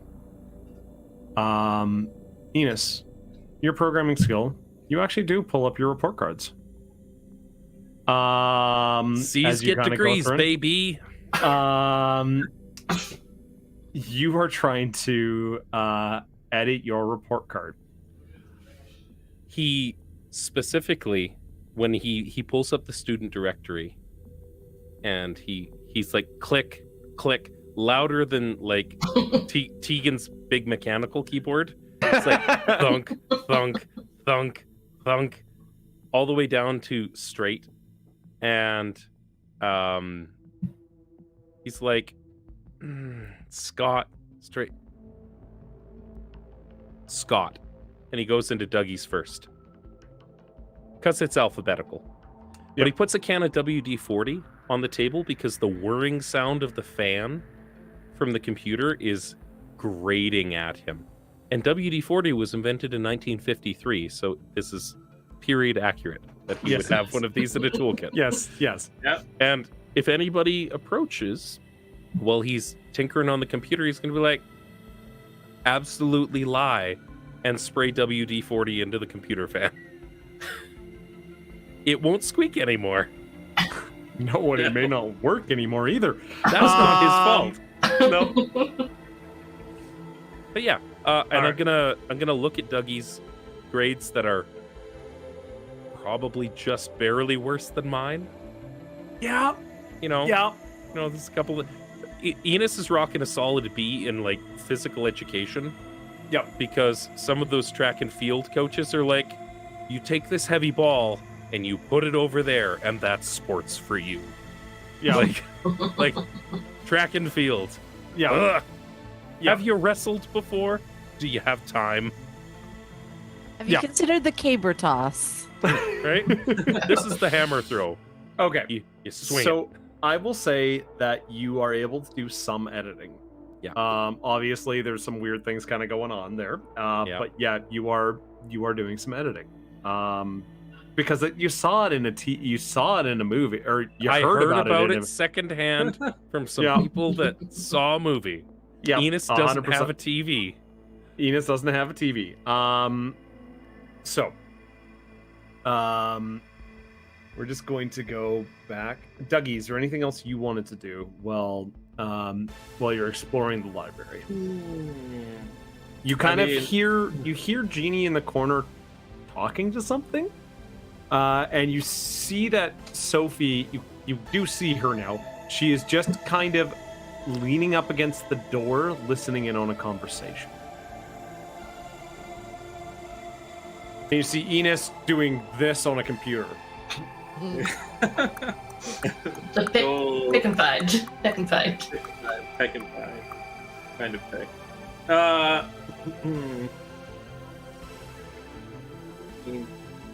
Genie could be talking to anything. Does this desk have any like locked cabinets or? Yeah, anything? it does. Try and pop it open.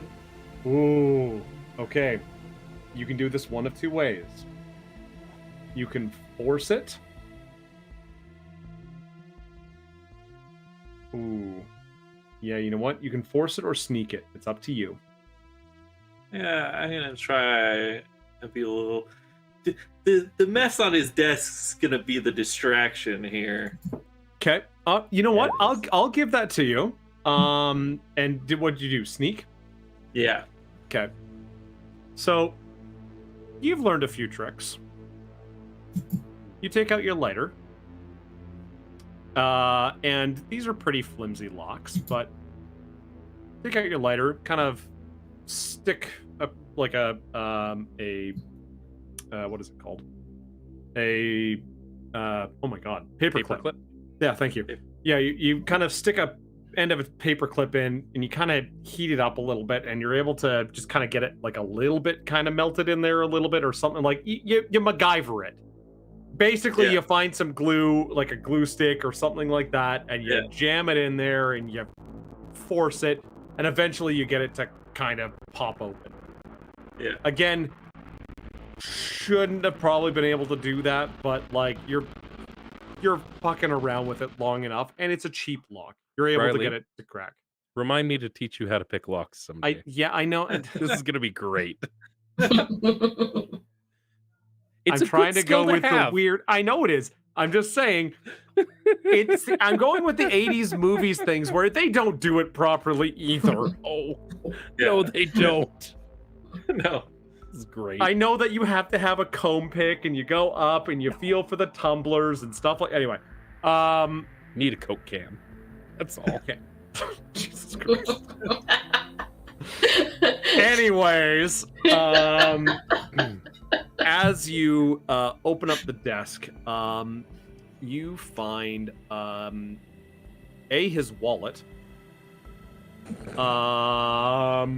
B, his car keys, C, you find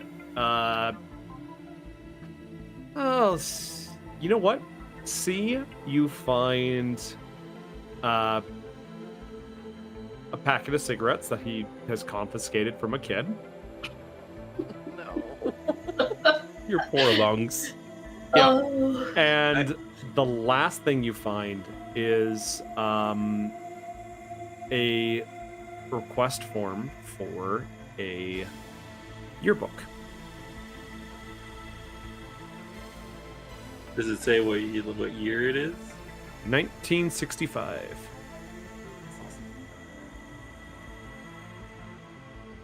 Yeah, I'll make a mental note of the year.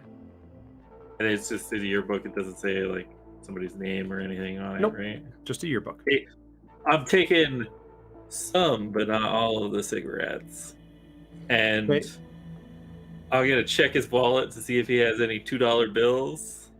I'll take a couple of those. Not all the I love money the petty again. crime. The petty I love the crime. petty That's Right? Yeah. We'll notice some $2 bills missing. He has about $40 in his wallet.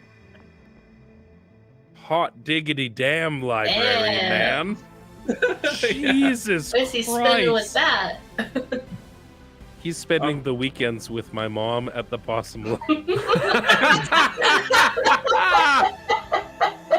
I'm gonna take 10 of those dollars. Ooh. All right. Do you have any take $10 idea how many dollars. like Slurpees we're going to be able to get with this at the Express Mart? Lots.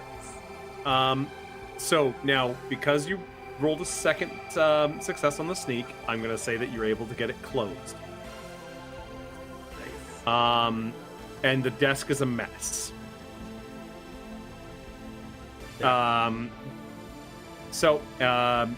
And I say that you go back over to the table. Okay, I'm gonna. Genie's not back yet, right? Not yet. I'm just about to get to I'll Genie. put $5 of the dollars in her lunch bag. Oh. I don't think that's an awe as in a good thing. No, but it just came out anyway. Oh, that's an you're breaking my heart. Yeah. So, Genie, Yeah. there's the little robot in front of you. And it is staring at you. Yeah, I was crouching down before, but now I'm actually just gonna sit and fold my legs together and just kind of keep talking to a little bit. It's okay. I like to spend time in the library too. Okay. So, you you can either roll. You know what? I'm going to make this a little bit harder. Okay. I'm going to get you to roll empathize. Empathize? That Yeah. one. Empathize. I don't know why that word is bothering me tonight, but apparently it is. Empathize. It's certain No. words, and it's always just the way it works. I don't know why. All right. I'm going to say that the little guy comes over to you. And it kind of just does and then lowers itself. And it's sitting in front of you. See, there you go. Now we're sitting together. I still don't know what you're doing out here all by yourself. I mean, I know you little guys get around, but I'm not used to seeing you in school.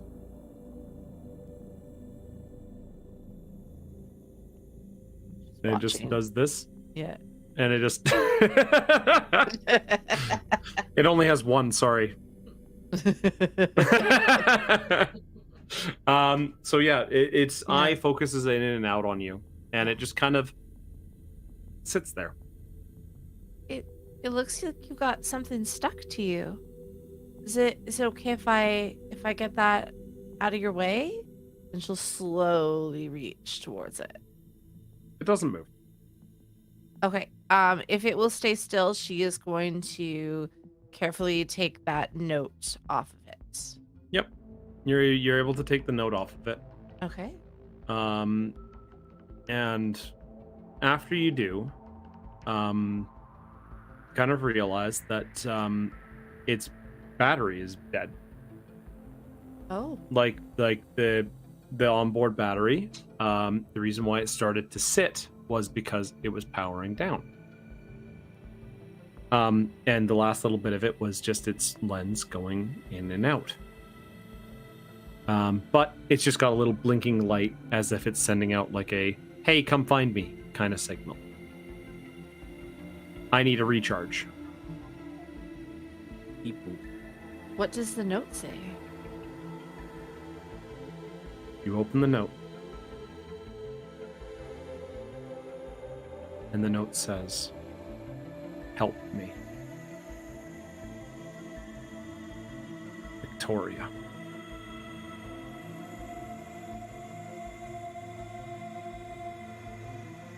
Is there a comma in there? Yes. Help me, comma, Victoria. Okay.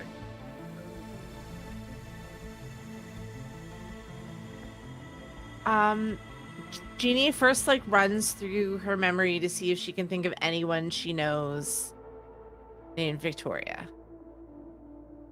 Not anybody you know. Not like a coworker her dad has talked about or anything either. You know what? You start getting a little bit of a headache. And I would like you to roll comprehend, but roll it at 2 less dice. Okay. Can I do a negative in the bonus dice? Does that work? Just put yourself as scared temporarily. Okay.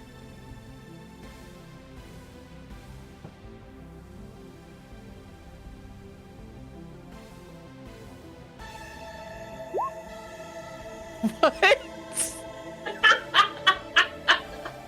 3 successes. The scared only did -1 though. Oh, that's fine. That would still be 2 successes, even if one of them was that. So, Okay. all right then. He's like, that's not how I thought that was gonna go. Nope. I tried to give that a little bit harder.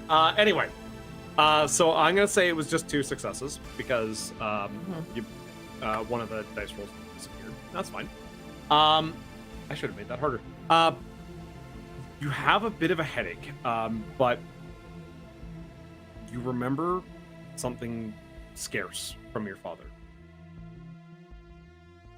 And it's like, think as if you're hearing a conversation, but some of the words are in and out of your consciousness. As if somebody was talking while you were asleep. And you kind of woke up halfway through the conversation. That's the kind of muddied feeling this is. And you hear your father say, something, Victoria is missing. Something. We need to find her. But the problem is, this was at a work function. And you had passed out because it was about 1 a.m. You don't know if it was your father who said that or somebody else. When I try to think any harder about this, does my headache get worse? Yes. As she's looking at her knees from across the room, you just hear, Genie, Genie, you want an A plus instead of an A in, or instead of a C in phys ed?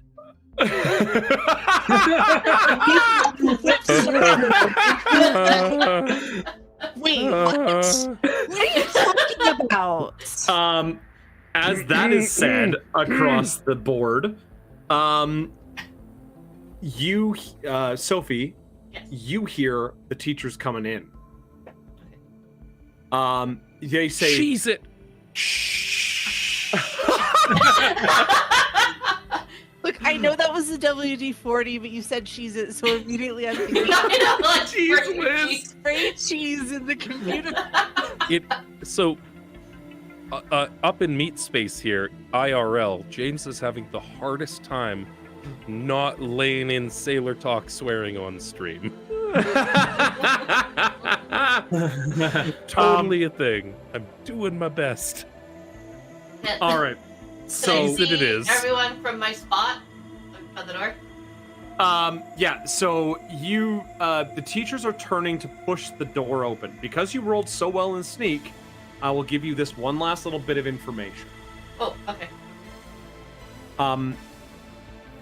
I think I saw her on the TV, bumping into you. Because you rolled so well in your sneak, I'm gonna say it's as if they thought you were walking to the washroom. Oh, you're Sophie Doyle, aren't you? Yes.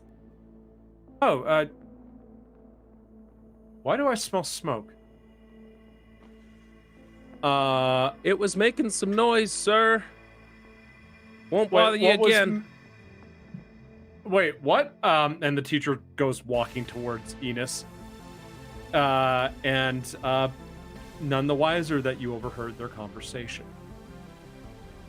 Enos has a small pick screwdriver that he's been using to like pull just all manner of gunk out of the back of this thing. Yeah. And like he's legitimately cleaning a computer fan while it's turned on.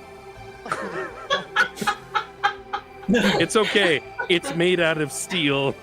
It's the Miss- 80s. It's Mr. fine. Jacob comes walking up. Oh, hey. Okay. Oh, No, it's all good. It stopped It- squealing about a minute ago. yeah, but That's how you know have it's good. I think it's dead. Oh, just hit the turbo button again. That'll get it going. And Mr. Jacobs just kind of does this and just goes, "You were here for tutoring, right? The Yes, sir. and he's looking around. Where's your tutor? She said she had a headache, and I was told that you don't ask questions when a lady says that they have a headache. Otherwise, you get a wrench chucked at you, sir.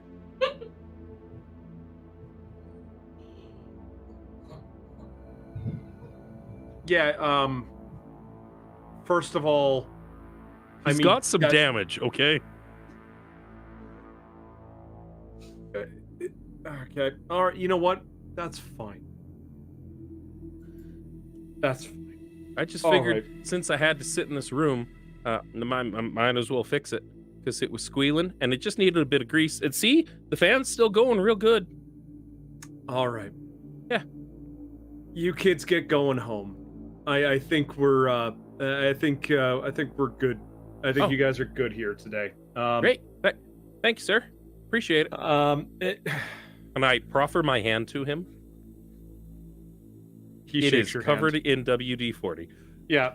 Yeah, He and I'm just. shakes it and then immediately regrets it. It probably hurts him a little bit. Mm-hmm. And he looks to the other kids in the room and like, all right, all of you just get out of here. Don't worry about it. I'll talk to your teacher. Okay. Yes, sir. Um, Mr. Jacob. Dougie. Barn. Yeah, let's head out. See you later, Dewey. I'll point to the librarian. yeah. And the librarian's not there. It's just like Oh, random. a dude. It's one of the other teachers. It's like Oh, okay, all right, and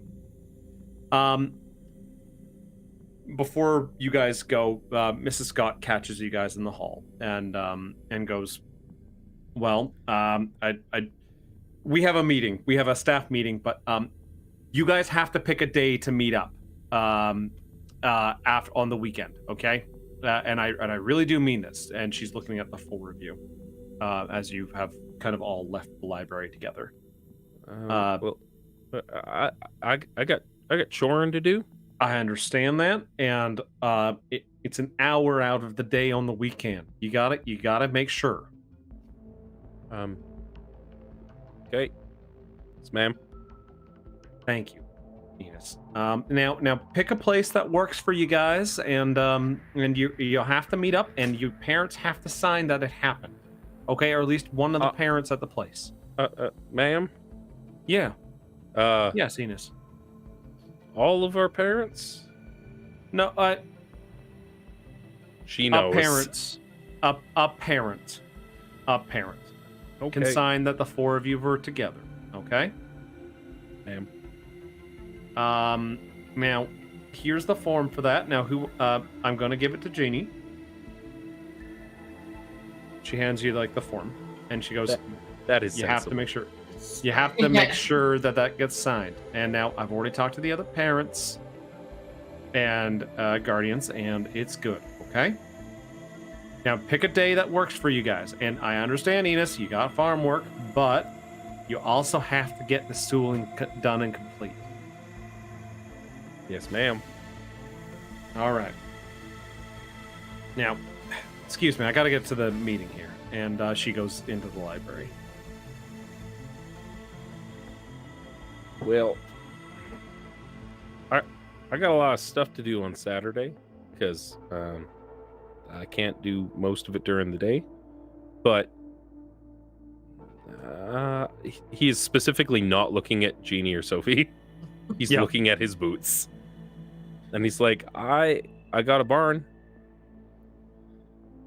It's got a fridge. It's a pretty cool fridge. It's pretty cool. Sometimes Dougie brings by a bunch of drinks and stuff, and I don't ask where they came from, and they go in it.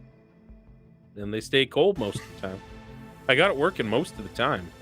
It's all right. And unfortunately, Dougie's going to be okay without the tutoring, but I didn't get to me, so I still need some help. Oh, man. If you've got a spot for us to work, I can come out there. That would be fine by me. Yeah, I got a bunch of bale tables, like big round ones. They're great. And when they tore down the old school way back when, they dumped all of the old like school bits at my house. And so there's a bunch of like tables and stuff and chairs and all sorts of, and he's just rambling at this point. Yeah. I mean, he it is. sounds like that would work pretty good. Huh? Sorry, Perfect. Enos, were you talking about Saturday, or did you mean to say that you don't want to do Saturday? You want to No, do well, I mean, like, if you want to come over and like help me paint a little bit beforehand, that'll save me some time. Yeah, I can help you. Because I out got with those that. fireworks that you asked for. Ooh. So I mean, like, we talked about this with you helping me paint some stuff, and you can have those fireworks that fell off that deputy's car. Yeah, No. that sounds like See the two girls just kind of looking at each other like, oh no. Oh yeah, no. fell off. Wow, I mean, technically, Deputy Ned Fleming gave them to me because I was looking a little glum, and he's like, he knew that I know how to not start a forest fire, so you know. So, Yeah. So the hour passes, and you guys get yourselves out to your bikes.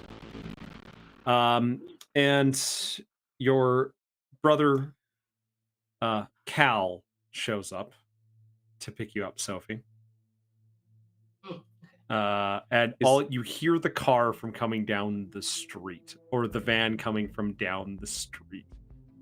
It is just thumping. The bass sounds horrific. And it sounds like the highs are just getting blown out. And just it sounds horrendous coming down the street. And it's not just the music. Is there He's one singing, kid? isn't he? Is there one kid by the bike racks that's just like in a panic because he can't get his? There looks like there's been multiple attempts to try and unchain it. Like the bike is like this, like up, like they're trying to get it wrestled out and stuff like that. And it's bad. Dougie, did you already get paid? Yeah, I got paid this morning, so. Hey, kid. Hey, kid. What? What do you want? Oh, Need shit. Need a hand? I would like a hand, yeah. Got any lunch just left? The two of you. He sighs, and he pulls. Monday morning. Bring an extra bologna sandwich. Yeah. Deal. And from his That's tool awfully bag. nice of you. From his tool bag, he pulls out a literal pair of bolt cutters. It's a tool bag. Yeah, but this is Dougie's lock. Yeah. I mean, I probably don't know the combo. Let's be fair. Dougie didn't pay for this lock. Dougie didn't. This was never Dougie's lock. Sorry, my cat that. just swung her tail in my mouth. And Enos is going to technically do the right thing and ensure that he has lunch on Monday. Okay. And snip this 1980s probably poor combination chain lock. Yeah, it cracks immediately. Pop. And yeah, the kid bikes away, kind of just not happy about it. Now you have a chain to swing. Awesome. You give the chain no. to Dougie. I'm handing it to Sophie. Oh, yeah. Okay. Yep. And Alright. yeah, and Sophie, your brother pulls up, and this thing is barely running.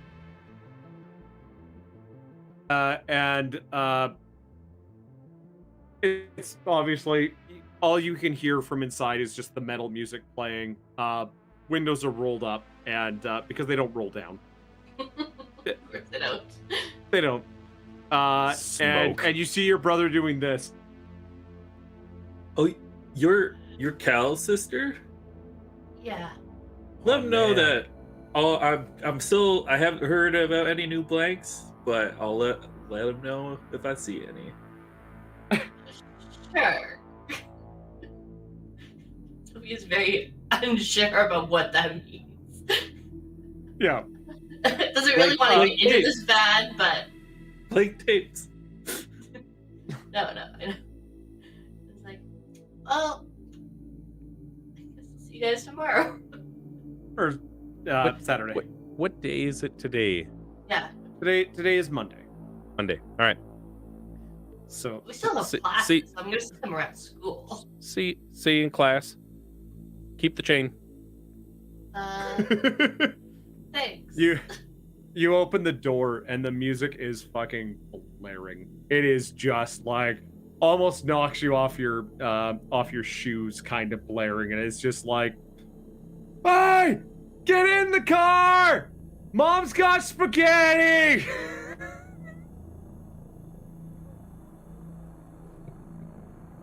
I love it. You're muted, Sophie. Yeah. She sighs, takes a deep breath before she goes in, and then hops in the bed. Yep, and you hop in the what was it? Unicorn riding a Unicorn, tiger riding a unicorn, riding a lion using 2 metal bikini-clad people as jet skis, or as water skis through a starry field in the sky. Yes, Yeah. right.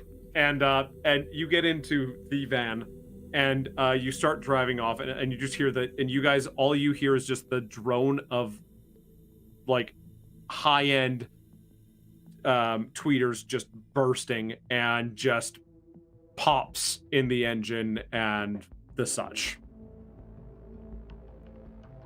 And you two get on your bikes and start going, and then shortly a different car than what dropped you off this morning, but still a reasonably priced car drives up. And your mom picks you up, Genie. Now, Would Genie have known that the little blinking light on that robot meant that it was summoning someone to come charge it? it's more like a beacon to try and be found. Okay. Like it doesn't have like a radio signal to broadcast.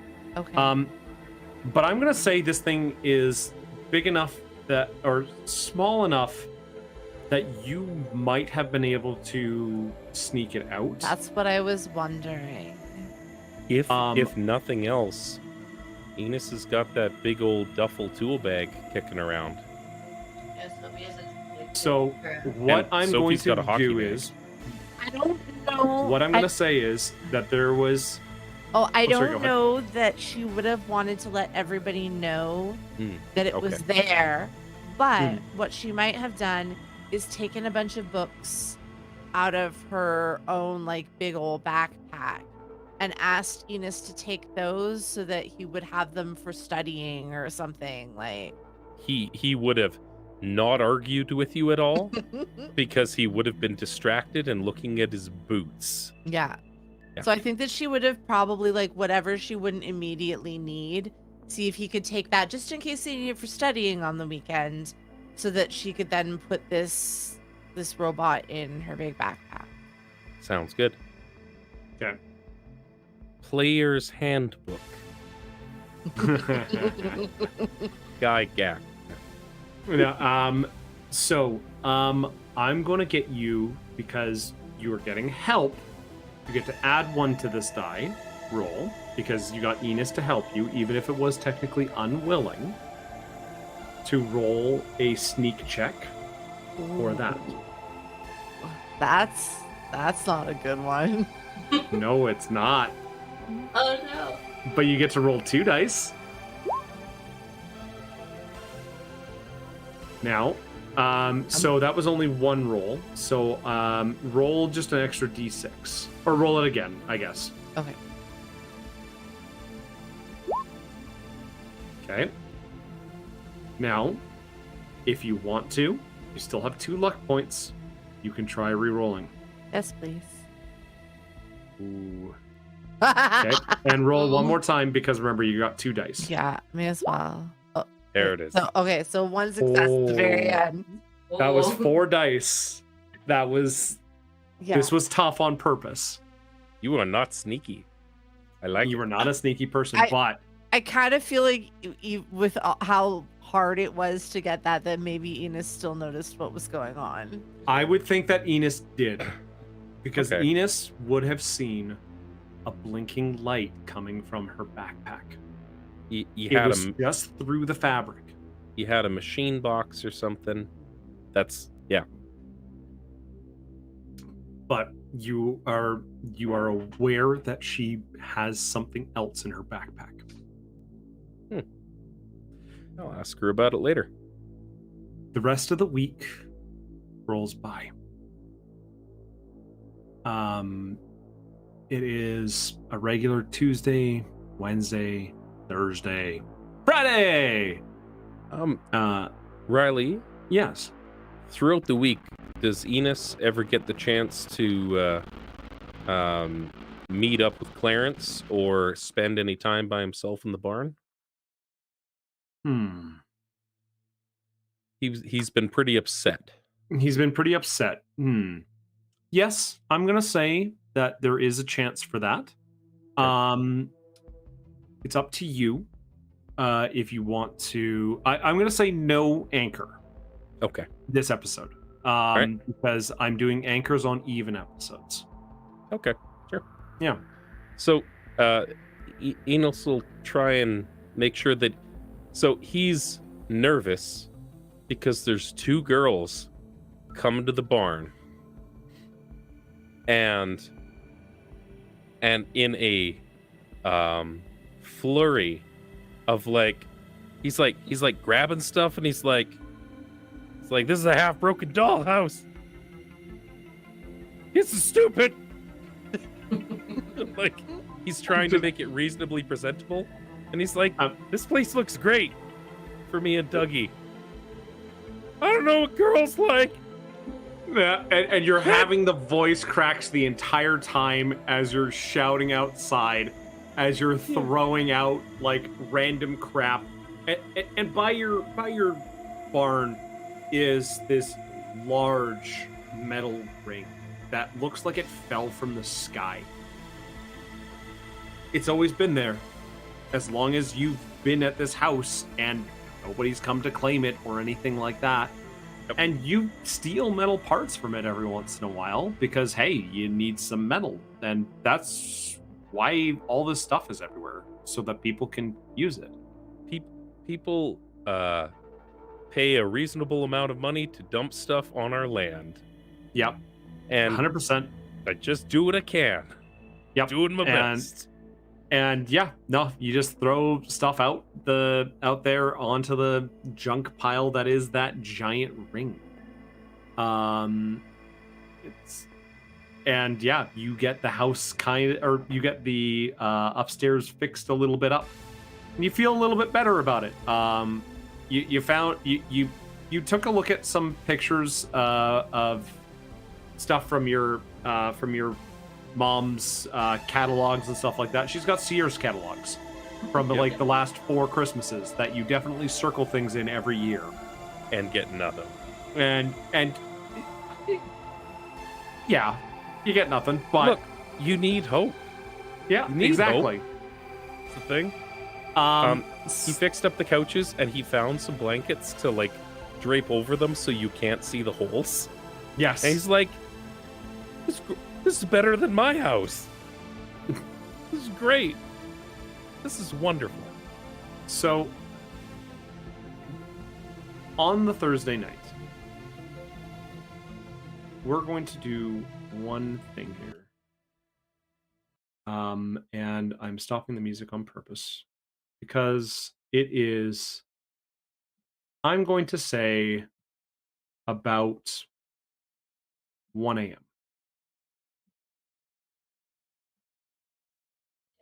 And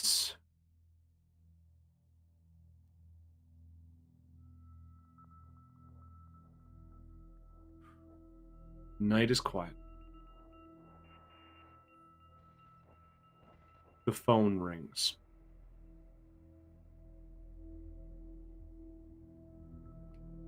Everybody, roll me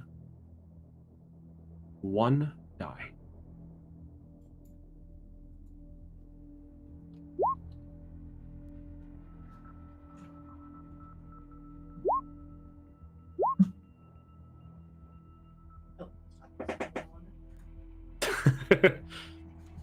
Right beside each other, okay? There we go. Genie and Dougie.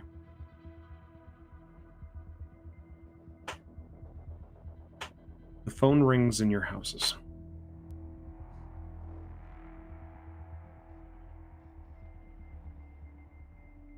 I would like you to roll a force check. I'm going to say a force check, and I know that you're not good for your body, so I'm going to use your heart, or no, your comprehend. Comprehend and force for the both of you.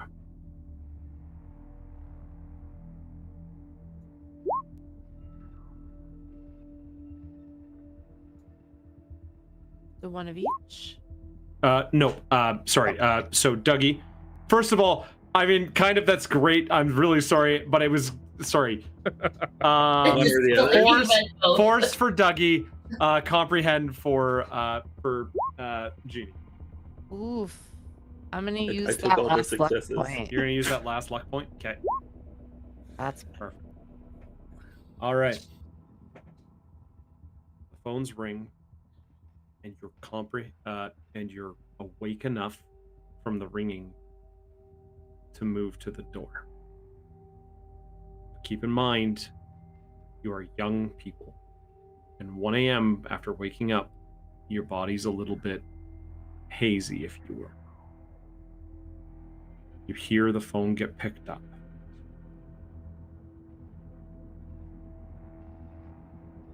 Who in tarnations is calling at this hour?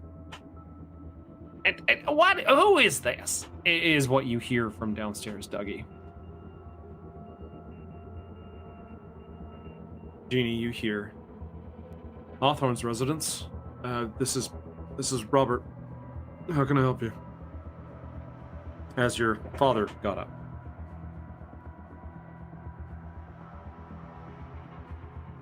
You need to roll a sneak to get closer, because you start hearing muffled voices. And this is a sneak.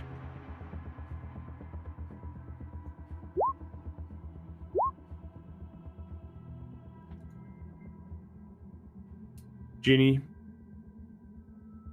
you open the door, and your father sees you. And he just goes, "Go back to bed, sweetheart." And he goes back to the phone and walks away. You don't get any more information from this. Dougie, you get to the top of the stairs.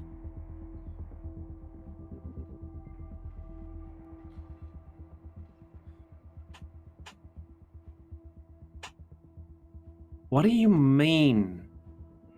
What in tarnations do you mean?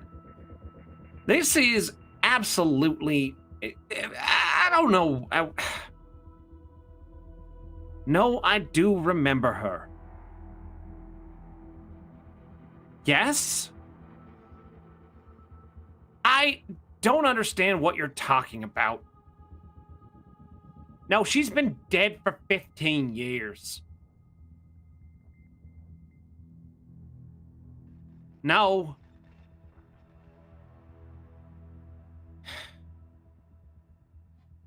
What do you mean you saw her?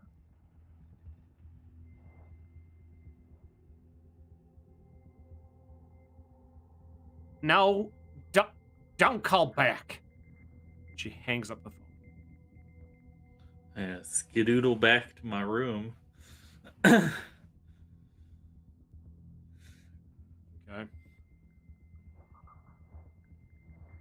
Is the next morning.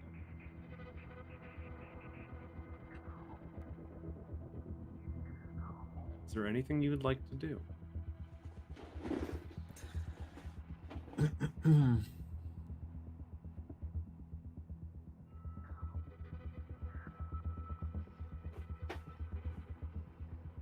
I'm gonna give you. Oh, so go ahead. Yeah, $8 grand. Like the morning breakfast. I thought I heard the phone ringing last night. What was that about? You're hearing things in your dream. You and your wild imaginations. And she's having her morning coffee.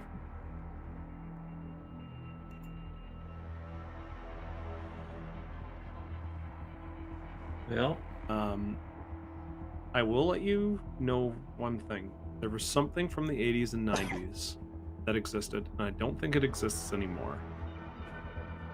But there was a certain combination of things you could do on a phone's keypad.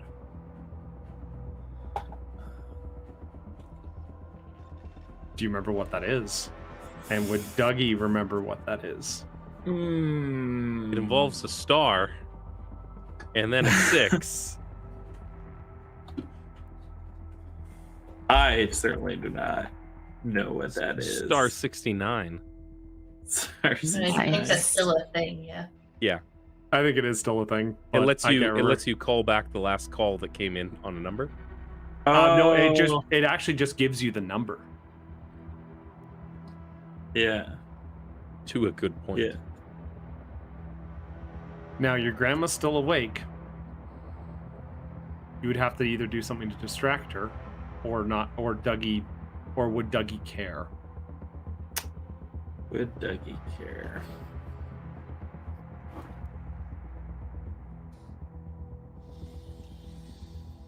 Hmm. Hmm.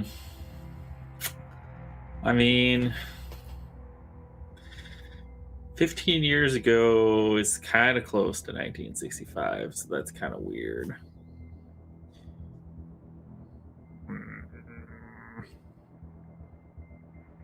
You know what? I feel like she's not telling me. Maybe it's something that she doesn't want me to know. And if I find And he out, would want to know. I want to know. I want to know. Maybe I could use it against her in some way. Oh, Enos would let you. Enos is at this point has been choring for hours. Mm-hmm. yeah.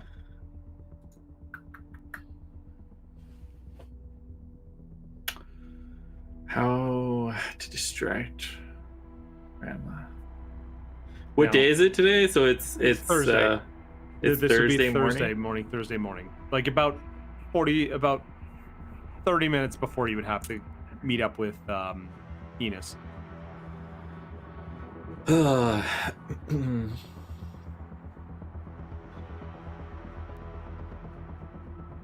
Just any kind of distraction or something. Yeah. Hey, Dougie's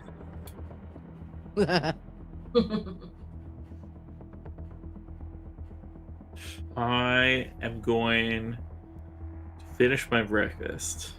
Okay. And I'm gonna go upstairs.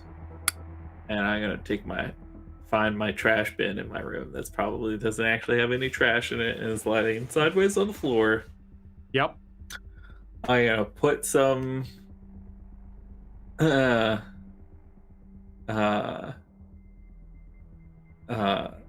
gonna take some of the tapes, not the Twisted Sisters tape. Some of the tapes I don't like. I'm gonna Yeah. rip out the tape from the cassette, throw it in the bucket. Hopefully it's made of metal. I'm gonna sneak that into the bathroom upstairs. oh, that vinegar Light it, smell, and burning then tapes. close the door and lock it. Lock And the door then- in your room or No, in the like bathroom? so I'm in the gonna bathroom? Oh, okay. in the bathroom. Yeah, I assume it has like one of those, a lot of bathroom locks at homes. Yeah. You So lock it it- and then close. Yeah. Yep. And then I'm just gonna slide on back downstairs and wait for the smell to, Okay. or ever so subtly be like, Awesome. "Ma, does it sound like something's burning upstairs?"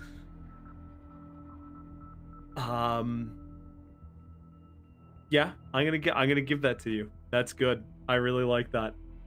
Yeah, the smell. Yeah, you start smelling that like Barry James is really right about that vinegary, weird chemical plasticky smell, Yeah. and it just starts to permeate. And she's like, "The heck is that?" And she goes upstairs when she sees the smoke. Why is there smoke? Damn it, boy! As soon as she heads upstairs, I'm going for the phone. Dive in for the phone and hit Dive in for the phone. 69. Star 69. The last number that called your line was 780. Actually, sorry, no, that's not wrong. Sorry. That's old. Or that's newer. 403 721. 8, 7, 4.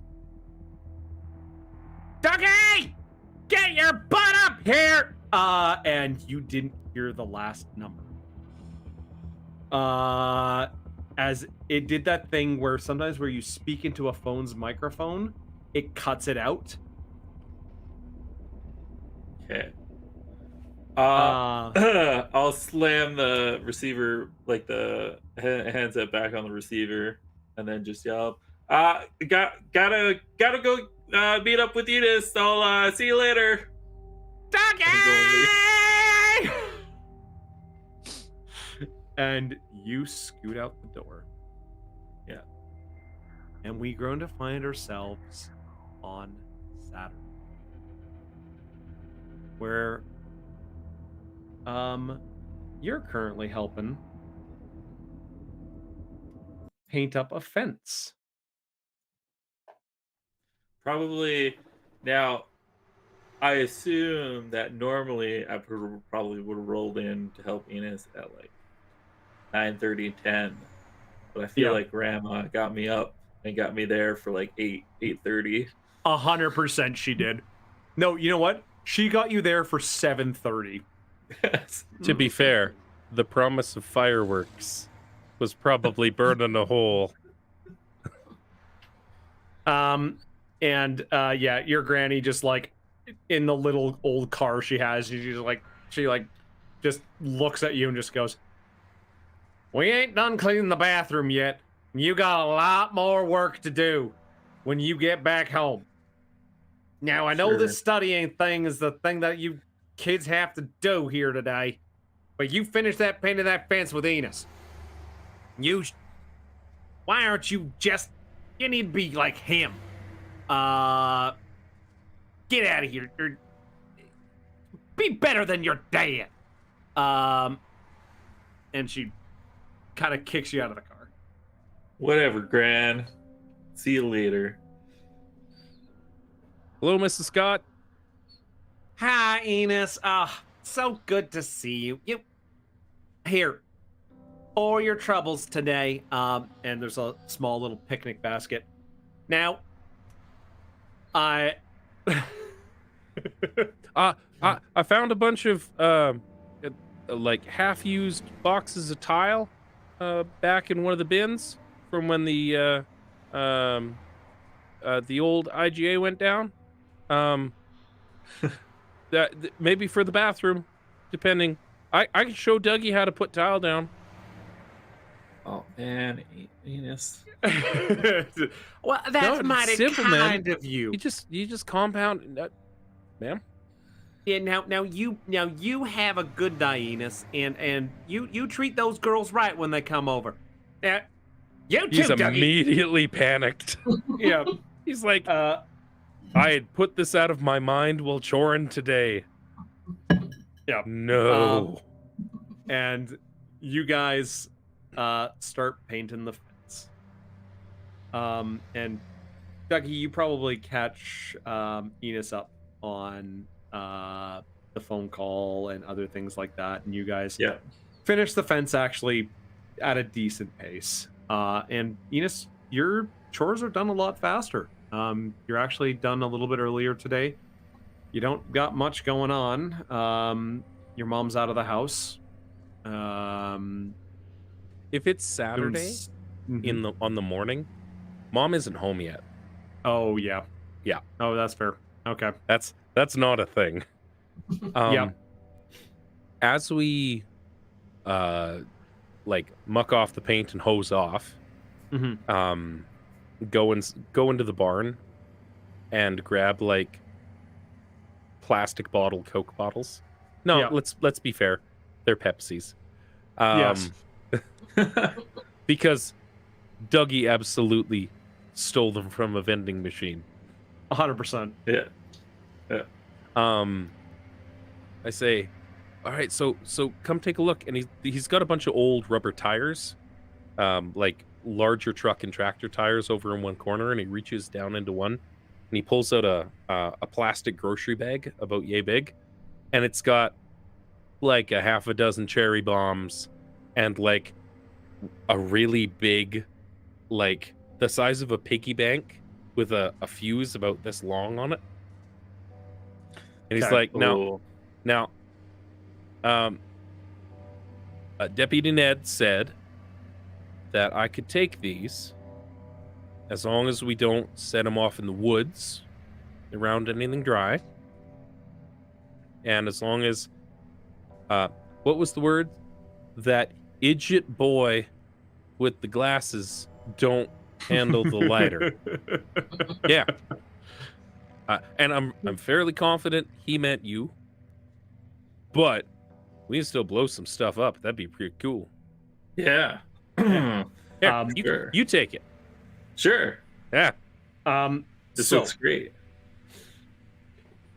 as you guys are ogling the fireworks, a minivan pulls up to the address, and Sophie, you are getting dropped off by your dad.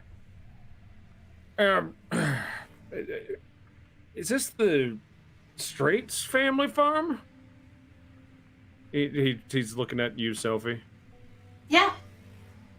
Isn't that the boy with the... Oh, this is the boy with that anger issue, isn't it? You would know about Enos pretty badly beating up a kid last year. Okay. But you've known Enos to be a really kind person, so it seems like really weird and out of character. But you are aware that he's got a little bit of a reputation. Okay. And he's kind of Runs in the family. Yeah. And he's just kind of like, well, all right. Well, you got call home when you're ready to go home. I'm sure they've got a telephone here. If not, I'll be back in a couple of hours to come get you. Okay. Okay, Dad. And I'll talk to the teacher. I'll see about making sure we can get you back to those curricular activities. Okay. It's important. You're going to get the championship in at least one of these 15 activities we got you set up in. And it's going to be good. And hey, you're a damn good athlete. Now you take care. Now you get those brains working too, okay? Okay, Dad. All right. Good kid. You're a good kid. Good. And give the door a good slam. It hasn't been working real great. That's the most realistic conversation of the whole stream. Okay, Dad. Yeah. Okay, Dad. Okay. Yeah. I love it. Love ya. Slam the door shut right. with all my Yeah. force.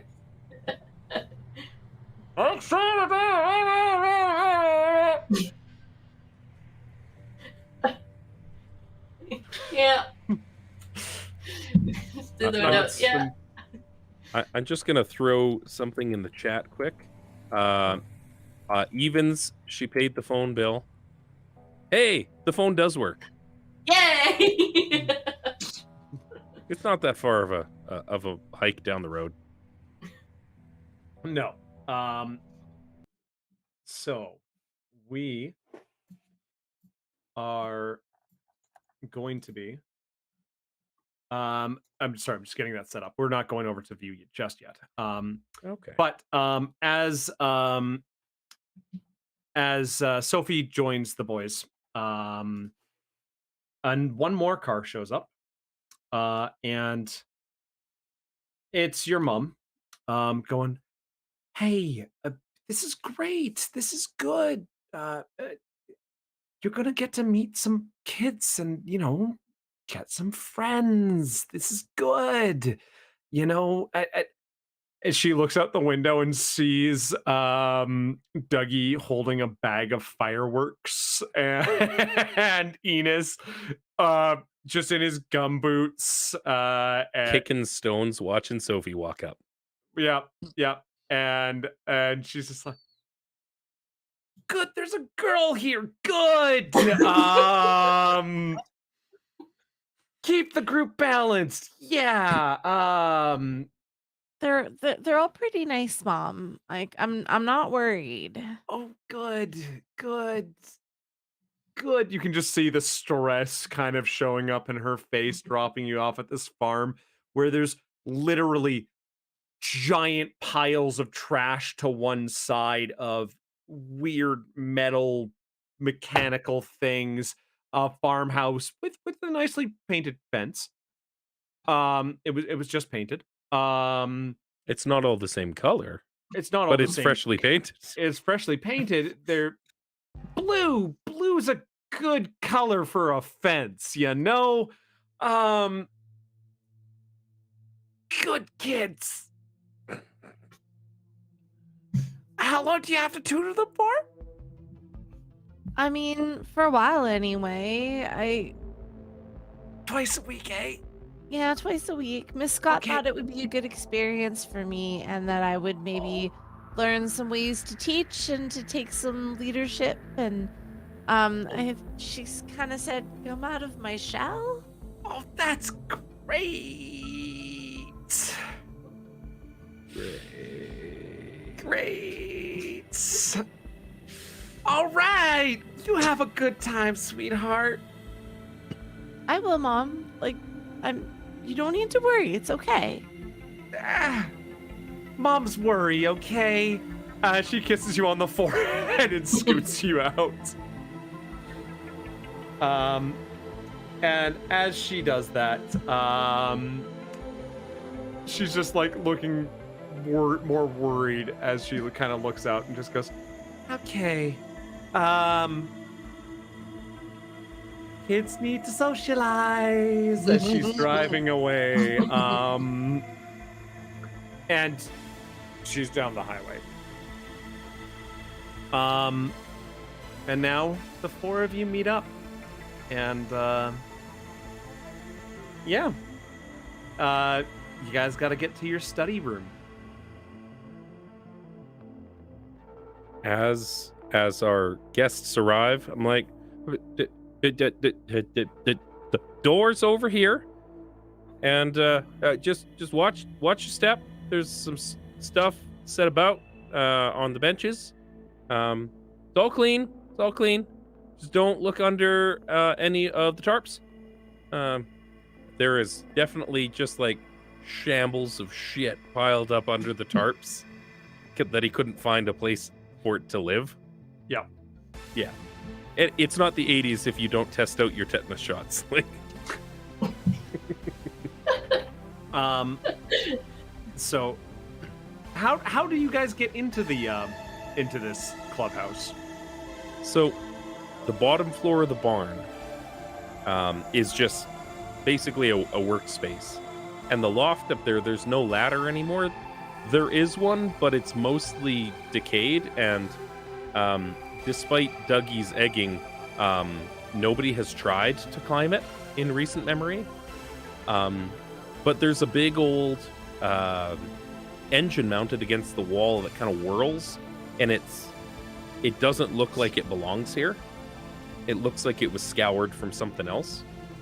And there's a rusted out, like, Plymouth Oldsmobile with the roof cut off, just kicking over in a corner, and it's attached to a lift. And he's like, you should sit in the car. Sit in the car.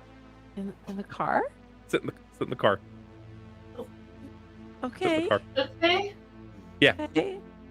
Dougie, get in the car with him. I mean, yeah. Dougie knows this. Dougie Yeah. knows. Dougie knows this. And Enos sits in the car seat, or in the driver's seat. He's like goes to pull the emergency brake in the center, and nothing happens. And he takes a wrench and he just hits it really, really hard. and this hydraulic lift just takes the car and goes, vroom, and it settles itself at the top of the lift, which is the entrance to the loft. It literally lifted everybody 8 feet in the air and backwards. That's all it does, is just like do this. And yeah, And it so you mostly guys- works for getting down too. So you guys kind of just get flung up. What's your kind of reaction to just getting flung almost into this loft? I mean, Jeannie is definitely like clutching the door handle with one hand and like holding really, really tight to her bag with the other hand. Like, what is happening? This is the barn. This is my spot. Our spot. Dougie comes here too. I got couches, and we got Pepsis. And yeah, there's a fridge up here, and it looks like it's kind of flickering on and off every once in a while. And there's a couple of couches. Definitely, they've been cleaned up. Cushions don't match at all. And there is a table, and it looks like a nice sturdy table, with 5 mismatched chairs.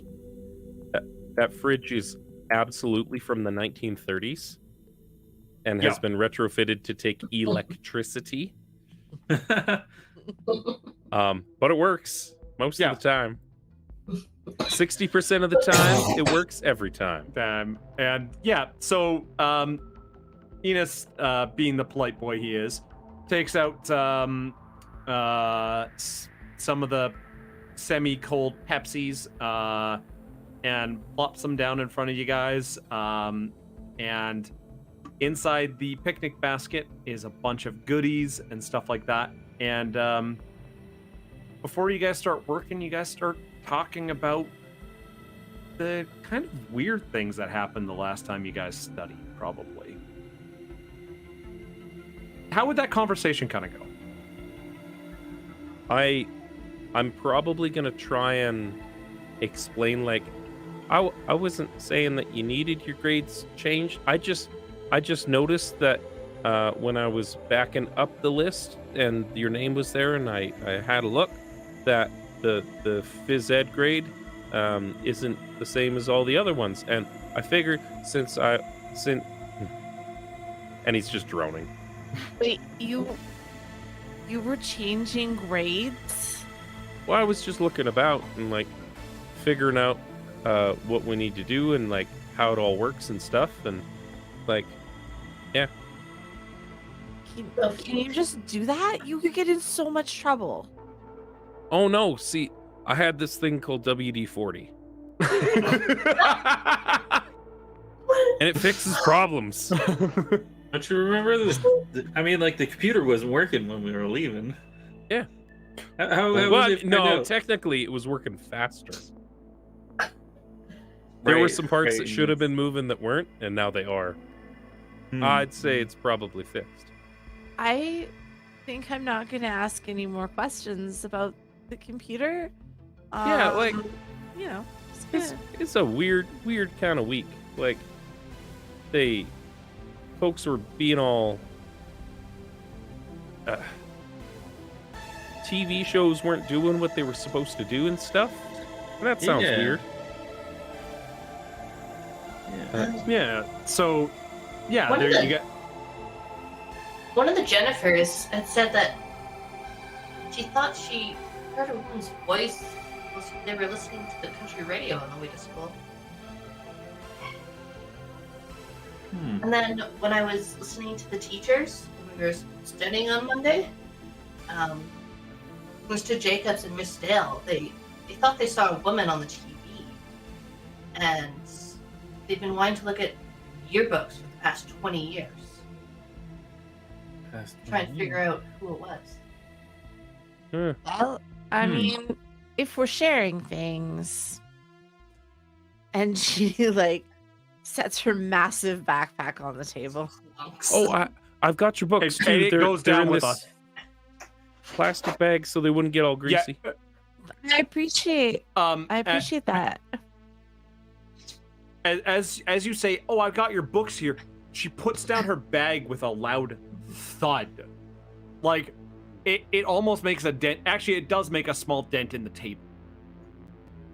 Carrying that around, I don't know why you suck at gym so bad. Like, Get some strength, girl. like core. Jeez. I just have to balance very carefully. If I Yeah. get pushed at all, where it's too windy, I can fall right over.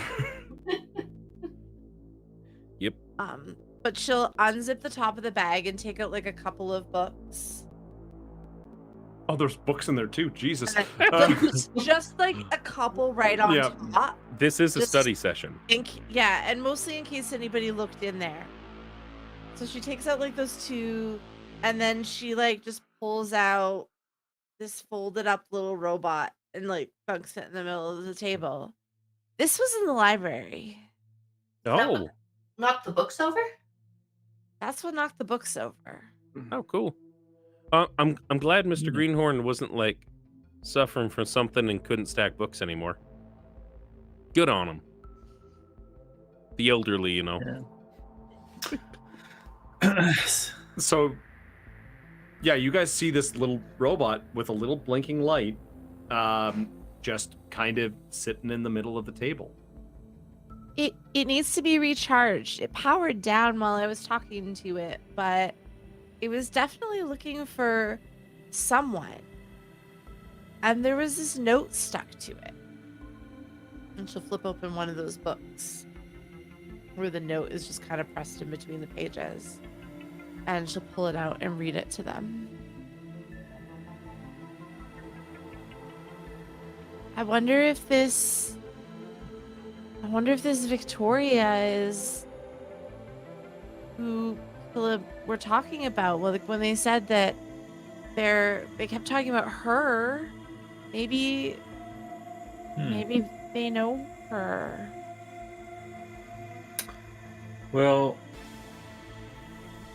funny that you mentioned that, because when I was rifling through that desk, I noticed that there was somebody was looking for asked the librarian specifically for 1965, the yearbook of 1965. 20 years ago. Yeah. So, as all of you are kind of deciding this, Enos, I think you kind of look to the side and you remember you have something a little bit buried to the side. And you go digging and you find, or you pull out, a corkboard.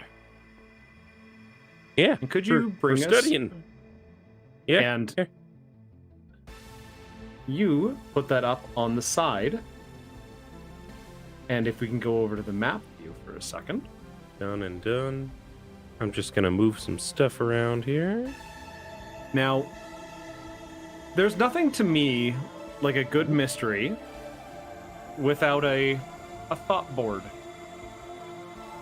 And this will be a thing that we try and figure out and work on. But I thought a place to organize some ideas and thoughts, and especially in the last 10 minutes of the episode, what the characters would think about all this weird information that's kind of going on. So, I have some little things here, which I'll be adding art to as we go along. But please, I want you guys to pick up the pen tool and write on these guys here, or write on the different spots, the different ideas and thoughts, and what you think might be linked together. As he does that, can Enos look at that little robot for a sec? Of course. Seems more industrial than household for finding a charge. Oh, yes. Very All right. much so. You said he's got that big metal ring that just had a bunch of scavenged parts. Oh, yeah. So he kind of like hoofs it down on the car for a sec. And he goes and grabs some like 16 amp, 250 volt like IEC connectors, like males and females. They're not quite enough to power a whole RV, but Yeah. they work. They work, but you would have to get the power for it for sure. And he's got power running to the barn. It's wired into a box, right? Keeps everything going. He's gonna the smart people that know about this Victoria person are forming their thoughts. He's gonna go about trying to jury rig. Yeah. He's doing quick electrical work to plug this little robot dude in. Charge him up. Okay. He's got some extension cords, and most of them are still functional and not duct taped. So I will say this. There is a chance that you fry this poor thing. Okay. Because it's a smaller bot. Well, I mean, like, if it has a port on it. Yep, it does have a small port, but it's definitely smaller than the two things you've got. Okay. And it's smaller than a regular old, like, 15 amp AC plug-in. Yeah, I would say it's kind of like the size of a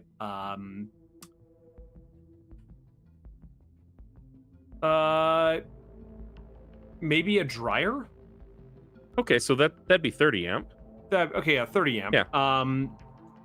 But it's a specific type of plug. Okay. Like it's a proprietary. Yeah. All right. Well, if it's about that size. Think Sony in the early 90s, 2000s when they had proprietary on everything. Yeah. Well, given the size, this is probably. Can I roll a tinker on that to try and hook it up? Yes. I'm gonna say that it's gonna be one of those ones where it's multiple stages. Sure. Okay. I'm gonna try and tinker this feller. Okay. And see what happens.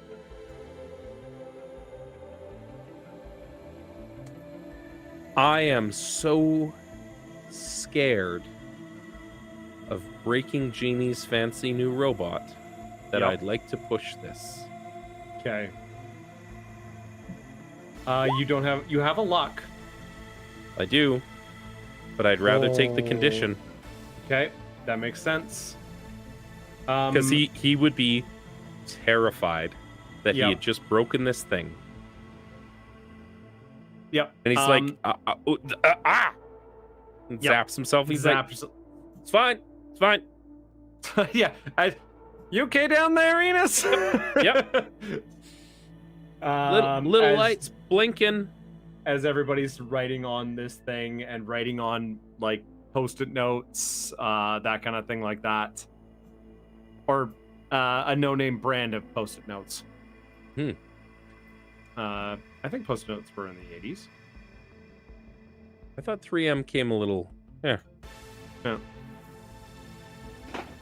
whichever. No.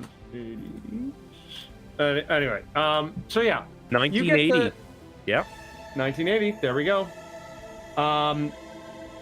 As you guys are running on things, you guys see the power flicker in the barn as you hear a car coming into the driveway. And you see the power flicker. And you see the little robot jump to life. And as it jumps to life, you hear it make some weird noises. Wow. More like weird kind of beeping and things like that. Not exactly Wall-E, but you hear it come to life, and you see it like focusing in and out very quickly, as its lens kind of goes all over the place. And I'm going to say that although you got a success, the socket is burnt on it. That stands to reason. And It's held together with gum wrappers and yep. high power And electrical conduit. as you guys do this, you hear, what in tarnation's going on in here? As the barn door slams open, Enos, your mom is standing there, and we're going to end the episode right there. Dodge a wrench. And that was the first episode of Tales for the Loop. Thank you very much, all of you, for Love it. joining. Yay. Thank you. I want some more of it. Yeah. And yeah, please let us know what you guys liked in the audience and the comments and in the doobly-doos down below, as we're trying something different. We wanted to try different table RPGs. This is my first time running this game. It is very different than D&D ever could be.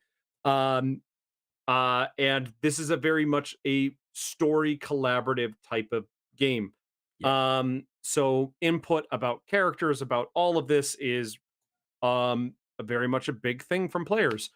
So it's a really cool system, and I can't wait to see what this is like.